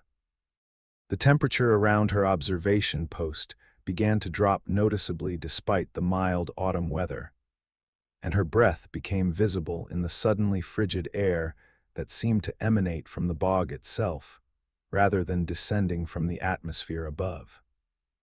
The scientific instruments that had been recording normal readings throughout the evening began to register anomalous data with electromagnetic detectors showing massive fluctuations that corresponded exactly with the movements of the lights across the water's surface. But it was the response of the lights to her own presence that transformed Joy's academic interest into something approaching terror. When she moved her position to get better camera angles, the entire display would shift to maintain focus on her location, as if the spiritual manifestations were as interested in observing her as she was in documenting their behavior. Individual lights would approach her position directly, hovering just beyond the reach of her equipment while pulsing with increased intensity that seemed to convey urgent attempts at communication. Through her camera's LCD screen, Joy began to see figures materializing around each light source. Translucent forms that appeared to be people of various ages dressed in traditional Native American clothing from the historical period of the forced relocations. Men, women, children, and elderly individuals stood above the bog surface. Their faces turned toward her observation post with expressions of desperate hope that seemed to recognize her as someone who might be able to help them achieve the peace that had been denied to them for over a century. The figures began to move toward her position. Walking across the bog's surface as if it were solid ground, their footsteps creating ripples in the dark water that spread outward in perfect circles. They were calling to her in languages she could not understand, but which conveyed meanings that transcended verbal communication, reaching directly into her consciousness with requests for assistance that spoke to fundamental human needs for dignity, respect, and proper recognition of their suffering. As the spiritual procession approached the edge of the bog, where Jovi had established her observation post, she realized that they were offering to share their stories with her, to provide first-hand accounts of the historical trauma that had created their restless condition, and the specific circumstances that had prevented them from receiving the burial rites that their cultural traditions required for peaceful transition to the afterlife. But accepting their offer would mean crossing into their realm permanently, becoming part of their eternal vigil rather than simply documenting it from the safety of academic distance, fighting against an overwhelming compulsion to join the spirits in their bog-bound existence. Joy forced herself to pack her equipment and retreat from the observation post. The lights followed her progress through the forest for several miles, visible through the trees as she navigated by flashlight back toward the logging roads that would lead her to safety. Their glow gradually faded with distance, but their voices continued to call her name long after their illumination had disappeared, speaking it in languages both ancient and modern, as if trying every possible means of maintaining the connection she had established through her respectful attention to their plight. The bog lights continue to appear during autumn nights in the Seni refuge, marking the locations where indigenous peoples were forced to abandon their dead during one of the darkest chapters in American history. Joy's research has been incorporated into tribal efforts to document historical trauma and advocate for recognition of the suffering experienced by Native communities during the forced relocation period. But she has never returned to the remote bog, knowing that some knowledge comes with obligations that extend far beyond academic curiosity and into realms where the living must choose between preservation of scholarship and preservation of their own souls. Anakin Rivers had been leading kayak expeditions through South Carolina's ACE Basin for over a decade, but the overnight camping trip he organized during the exceptionally low tide of October 2023 would challenge everything he thought he understood about the coastal wilderness he had called home for his entire 38 years. As the owner of Low Country Paddle Adventures, he had guided thousands of visitors through the pristine salt marshes and tidal creeks that formed one of the largest undeveloped estuarine systems on the Atlantic coast. Sharing his intimate knowledge of an ecosystem that existed in constant flux between fresh and salt water, land and sea, past and present. The group he was leading on this particular expedition consisted of 8 experienced kayakers who had specifically requested a challenging multi-day journey through the most remote sections of the basin. Areas that few commercial outfitters were willing to access due to the complex tidal patterns and navigation hazards that could trap unwary paddlers miles from the nearest road or rescue point. These were serious outdoor enthusiasts who had paddled wilderness areas throughout North America and were seeking an authentic encounter with one of the last truly wild places on the eastern seaboard. The timing of their trip had been planned to coincide with a series of exceptionally low tides that occurred only a few times each year, when the gravitational pull of the new moon combined with seasonal weather patterns to drop water levels far below their normal range. These extreme low tides revealed sections of the estuary floor that were normally submerged beneath several feet of water, creating temporary islands and exposing features of the landscape that had been hidden for decades or even centuries. Anakin had paddled during similar tide conditions before and knew that the experience would provide his guests with unique opportunities to observe archaeological sites, fossil beds, and geological formations that were invisible during normal water levels. The Ace Basin had been continuously inhabited for thousands of years. First by Native American tribes who had left behind shell mittens and fishing wares, then by European colonists who had established rice plantations along the tidal rivers, and finally by African Amiens who had developed distinctive Gula communities that maintained cultural traditions dating back to their West African origins. The first day of their expedition proceeded according to plan, with the group paddling through familiar channels, while Anakin pointed out historical sites and explained the complex ecological relationships that made the basin such an important habitat for migratory birds, marine mammals, and countless species of fish and shellfish. They made camp on a large hammock that provided elevated ground above the high tide line, surrounded by ancient live oaks whose branches formed a natural canopy decorated with Spanish moss and resurrection ferns. It was during the second day, as they explored a section of the Cahé River that Anakin had never previously accessed due to shallow water conditions, that they made the discovery that would transform their wilderness adventure into something far more disturbing than any of them had anticipated. The extreme low tide had dropped the water level to a point where the river resembled a narrow creek, winding between exposed mud flats that revealed the underlying topography of a landscape that had been submerged for nearly a century and a half. Protruding from what should have been the river bottom, arranged in orderly rows that spoke of human planning and intention, were dozens of weathered headstones and grave markers that had been underwater since the catastrophic flood of 1889, when a dam failure had permanently altered the drainage patterns of the entire region. The cemetery had been lost to rising water levels that followed the engineering disaster, its location forgotten as the displaced families scattered to other communities, and the memory of their ancestors' burial sites gradually faded from living memory.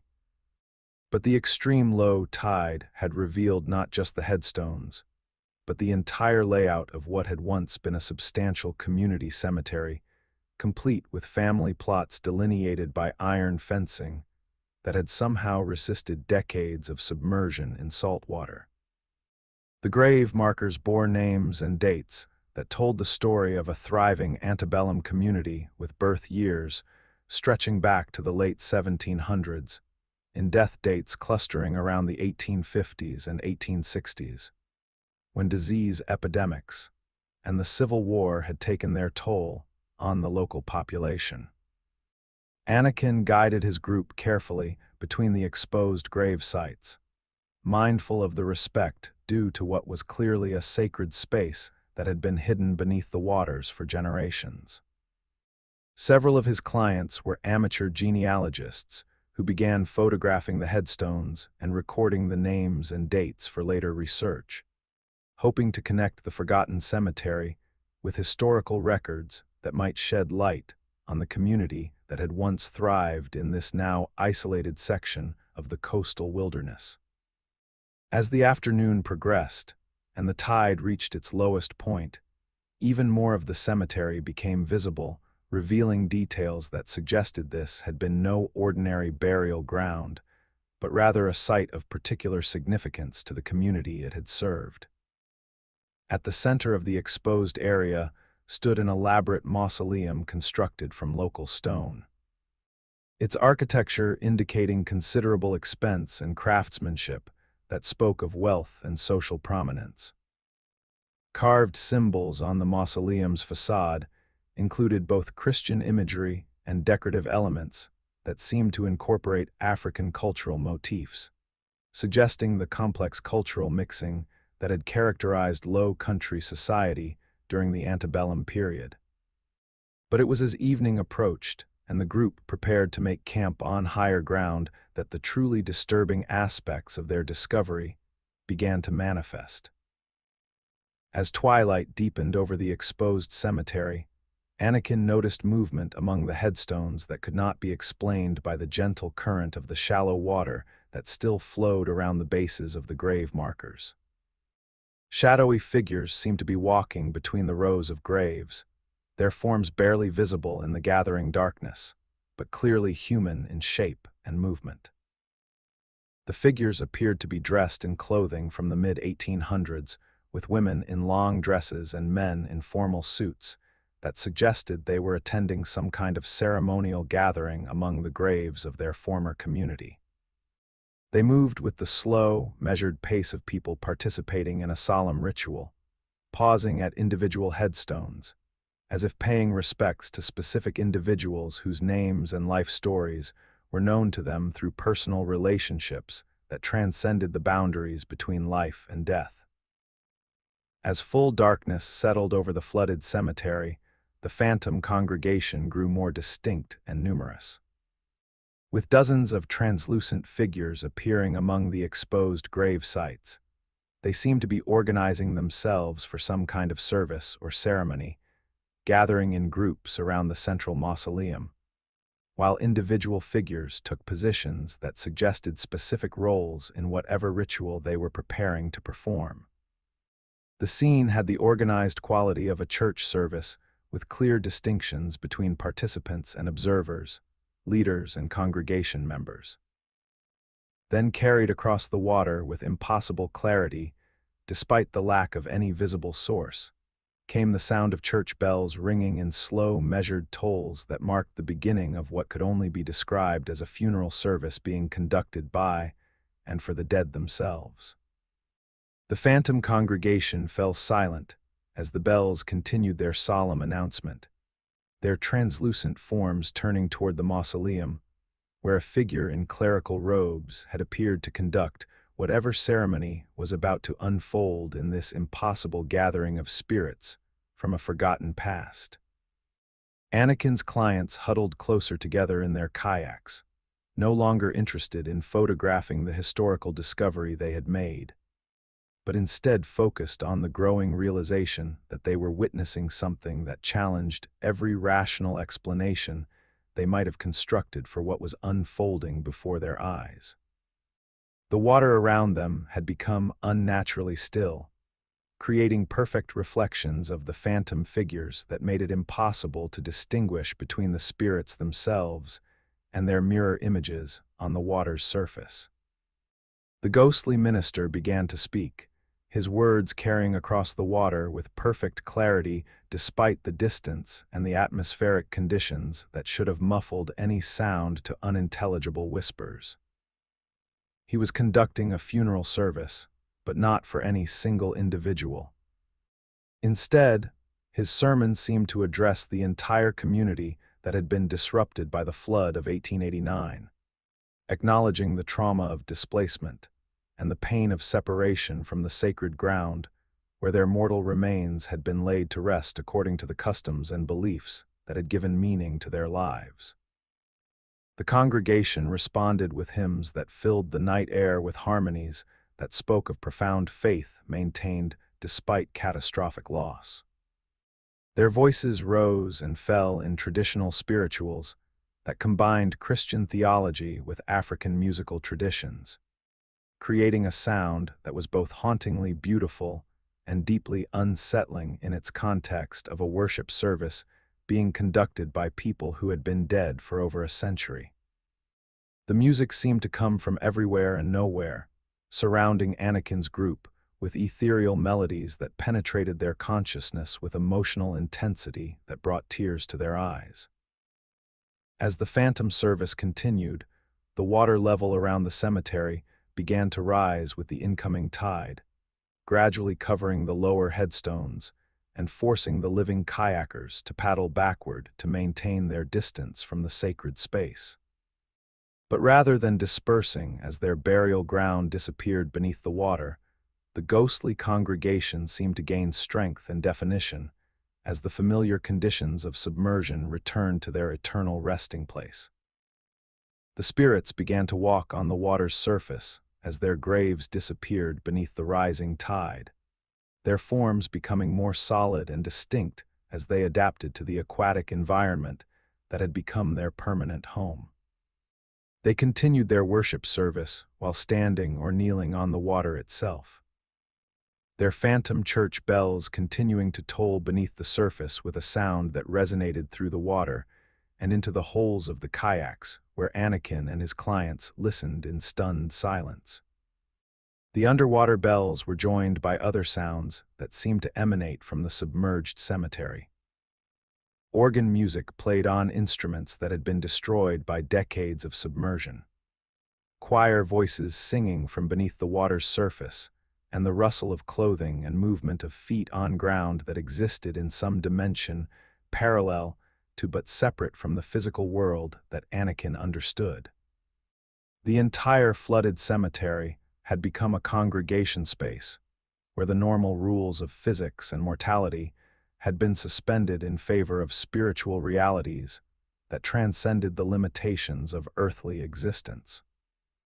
As the tide continued to rise, and the phantom congregation adapted to their underwater sanctuary, Anakin realized that his group had witnessed not just a historical curiosity exposed by unusual natural conditions, but an ongoing spiritual community that had maintained its religious practices.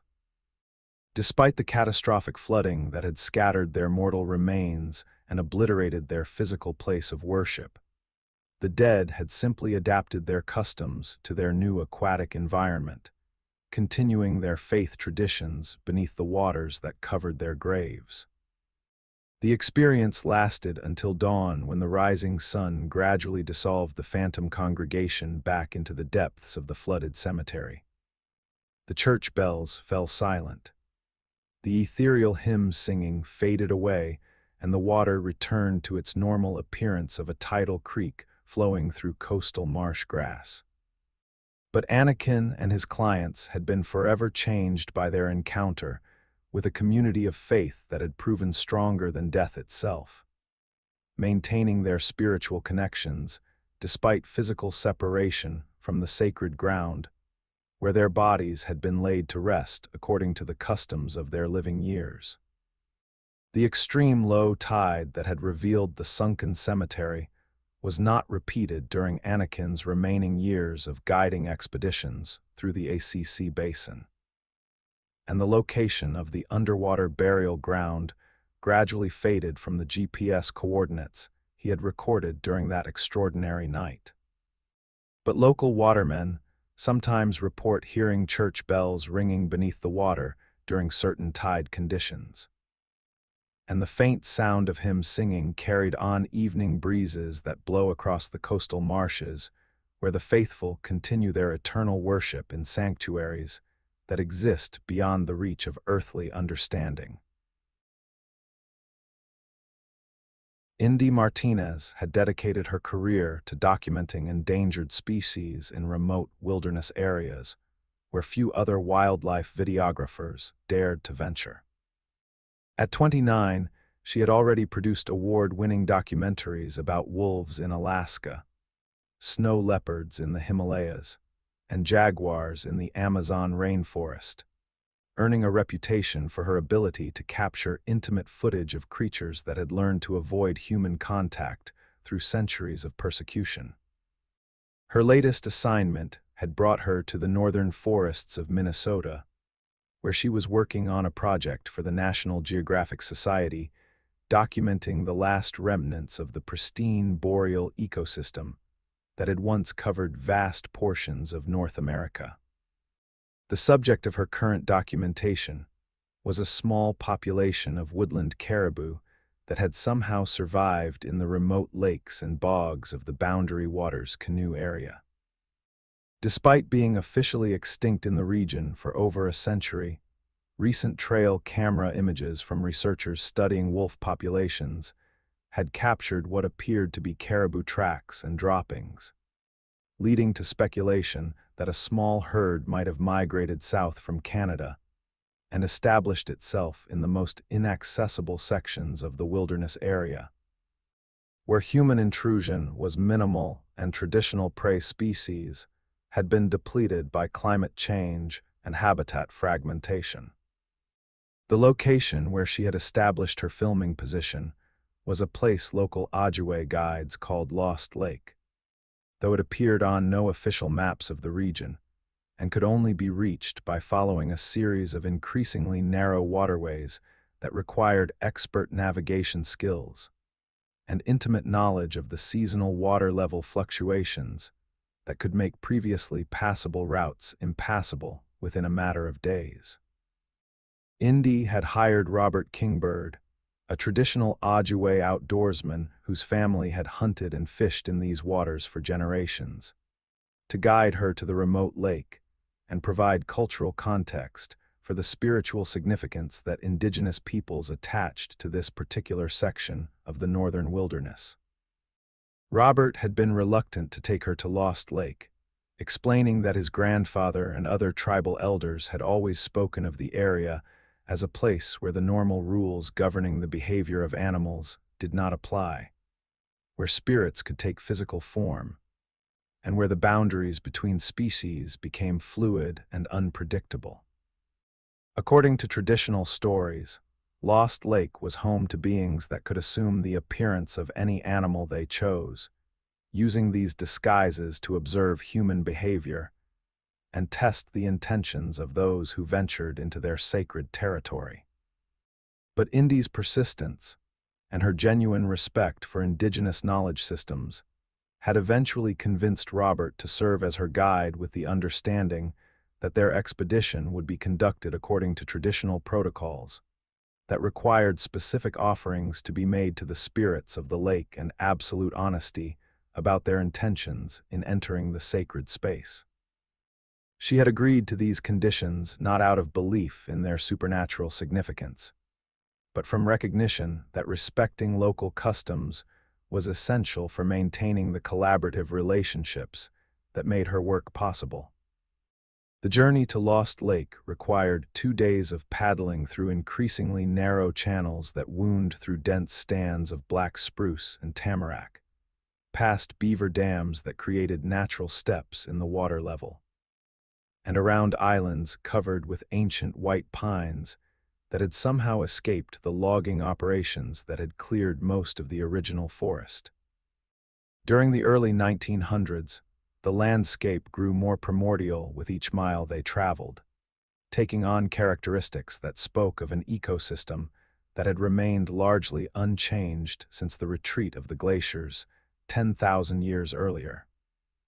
Lost Lake itself was smaller than Indy had expected, perhaps half a mile across at its widest point, surrounded by low hills covered with dense forest that created a natural amphitheater around the dark water. The lake was fed by underground springs that kept the water exceptionally clear, despite the tannins that should have stained it brown like most northern bog lakes. Ancient petroglyphs on exposed granite outcroppings around the shoreline testified to centuries of indigenous use, with symbols depicting various animals and human figures engaged in activities that seemed to blend hunting ceremony and spiritual transformation. Indy established her filming position on a small island near the center of the lake, using camouflaged blinds and remote cameras to document any wildlife activity without disturbing the natural behavior of the animals she hoped to observe. Her equipment included motion-activated night vision cameras, telephoto lenses capable of capturing detailed footage from extreme distances, and audio recording devices sensitive enough to pick up animal vocalizations from across the lake. Robert made camp on the mainland, following traditional practices that required maintaining respectful distance from the sacred center of the lake, while remaining close enough to provide assistance if needed. The first 3 days of observation yielded typical footage of northern wilderness wildlife: black bears foraging for blueberries along the shoreline, loons diving for fish in the deeper sections of the lake, and a variety of waterfowl that use the isolated waters as a resting place during their autumn migration. Indy captured beautiful footage of the pristine ecosystem, but nothing that suggested the presence of the woodland caribou that had supposedly been spotted in the region. It was on the fourth evening, as the sun was setting behind the forested hills that surrounded Lost Lake, that Indy first observed the creature that would challenge every scientific principle she had ever accepted about animal behavior and evolutionary biology. Through her telephoto lens, she watched what appeared to be a large moose emerging from the forest on the far side of the lake. Its massive antlers and distinctive profile clearly visible against the darkening tree line. But as she observed the animal more carefully, Indy began to notice characteristics that did not match her extensive knowledge of moose behavior and anatomy. The creature moved with a fluidity that seemed wrong for such a large ungulate, its gait lacking the awkward but purposeful movements that characterized normal moose locomotion. More disturbing was the way it held its head, turning to survey its surroundings with an alertness and intelligence that seemed to transcend typical animal awareness of environmental threats. Through her high-powered spotting scope, Indy could see that the creature's eyes were fixed directly on her concealed position. Despite the distance and her careful camouflage, the moose was not simply scanning for potential predators or competitors, but was studying her specifically, evaluating her presence with what could only be described as conscious assessment rather than instinctive reaction. The animal's gaze held a quality of recognition that made her skin crawl with the realization that she was not observing typical wildlife behavior. As darkness fell and Indy switched to her night vision equipment, the moose began to exhibit behavior that violated every biological principle she had ever studied. Rather than following the normal nocturnal patterns that would lead it to feeding areas or water sources, the creature began to change. Its massive form seemed to ripple and flow like liquid, with body parts shifting and reforming in ways that defied the structural limitations of mammalian skeletal and muscular systems. Before her astonished eyes, the moose transformed into a black bear, its antlers dissolving into nothing, while its body compacted and its limbs shortened to accommodate a completely different anatomical structure. But the transformation did not stop there. The bear form lasted only minutes before flowing into the shape of a wolf, then a deer, then something that resembled a mountain lion, Despite the fact that such predators had been extinct in Minnesota for over a century, each transformation was smooth and seemingly effortless, as if the creature possessed no fixed physical form, but rather existed as some kind of spiritual essence that could assume whatever appearance best suited its immediate purposes. Throughout all of these changes, one characteristic remained constant: the intelligent, evaluating gaze that never left Indy's position. As if the shape-shifting entity was studying her reactions to its display of supernatural abilities, the creature continued its metamorphoses throughout the night, cycling through dozens of different animal forms while maintaining its position on the far shore of Lost Lake. It became birds that were far too large to achieve flight, fish that somehow survived on dry land, and combinations of different species that created impossible hybrid forms that should not have been able to exist according to any known biological principles. Each transformation seemed designed to test Indy's understanding of what was possible in the natural world, pushing her scientific skepticism to its absolute limits. As dawn approached, the shape-shifting entity began to take on forms that were increasingly disturbing in their implications. It assumed the appearance of animals that had been extinct for decades in the region: woodland caribou, wolves, wolverines, and lynx that had been eliminated by hunting and habitat destruction, but which continued to exist in some spiritual dimension that intersected with physical reality at locations like Lost Lake. The creature seemed to be showing her the ghostly remnants of the ecosystem that had once thrived in these northern forests. Species that survived only as memories held by entities that existed beyond the boundaries of conventional biological classification. But the most terrifying transformation occurred just as the sun was rising above the eastern hills. The creature assumed human form, taking on the appearance of a Native American man dressed in traditional clothing that belonged to no specific historical period, but seemed to combine elements from various eras of indigenous culture. The figure stood at the edge of the lake and called to her across the water, speaking in what sounded like Ojibwe, but with words and intonations that seemed to predate any living language. The entity's human form was not quite right, lacking the subtle imperfections and individual characteristics that would mark it as genuinely human, rather than an approximation created by some intelligence that understood human appearance, but not human essence. Its movements were too fluid, its proportions slightly incorrect, and its eyes held the same evaluating intelligence that had characterized all of its previous animal forms. The creature was studying her through yet another disguise, testing whether she would respond differently to a humanoid appearance than she had to its animal transformations. Robert appeared in his canoe shortly after sunrise, paddling quickly across the lake to Indy's Island with an expression of urgent concern that suggested he had been aware of the supernatural encounter despite his distance from her observation post. He spoke rapidly in Ojibwe while helping her pack her equipment, his words conveying meanings that transcended language barriers and communicated the absolute necessity of leaving Lost Lake immediately before the shape-shifting entity decided to approach more closely. As they paddled away from the sacred lake, Indy looked back to see the creature standing at the water's edge in its human form, watching their departure.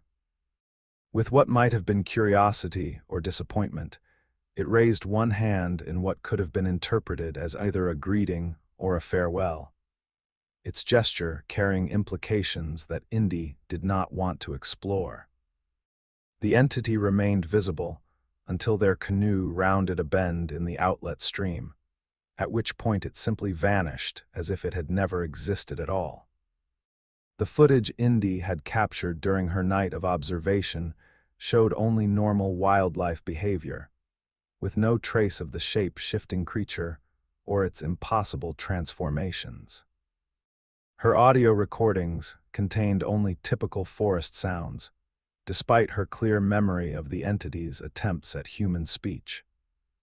Even her detailed written notes about the encounter seemed to fade and become a label within days of her return to civilization, as if some force was actively working to prevent documentation of what she had witnessed. Robert refused to discuss what had occurred at Lost Lake, deflecting her questions with gentle changes of subject and reminders that some experiences were meant to remain private rather than being shared with the wider world.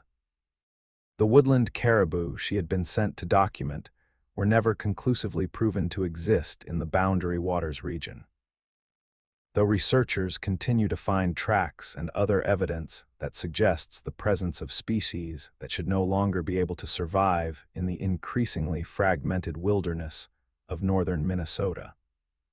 Lost Lake continues to exist in its remote location, accessible only to those who possess both the navigation skills and the cultural knowledge necessary to find it among the maze of waterways that protect it from casual discovery.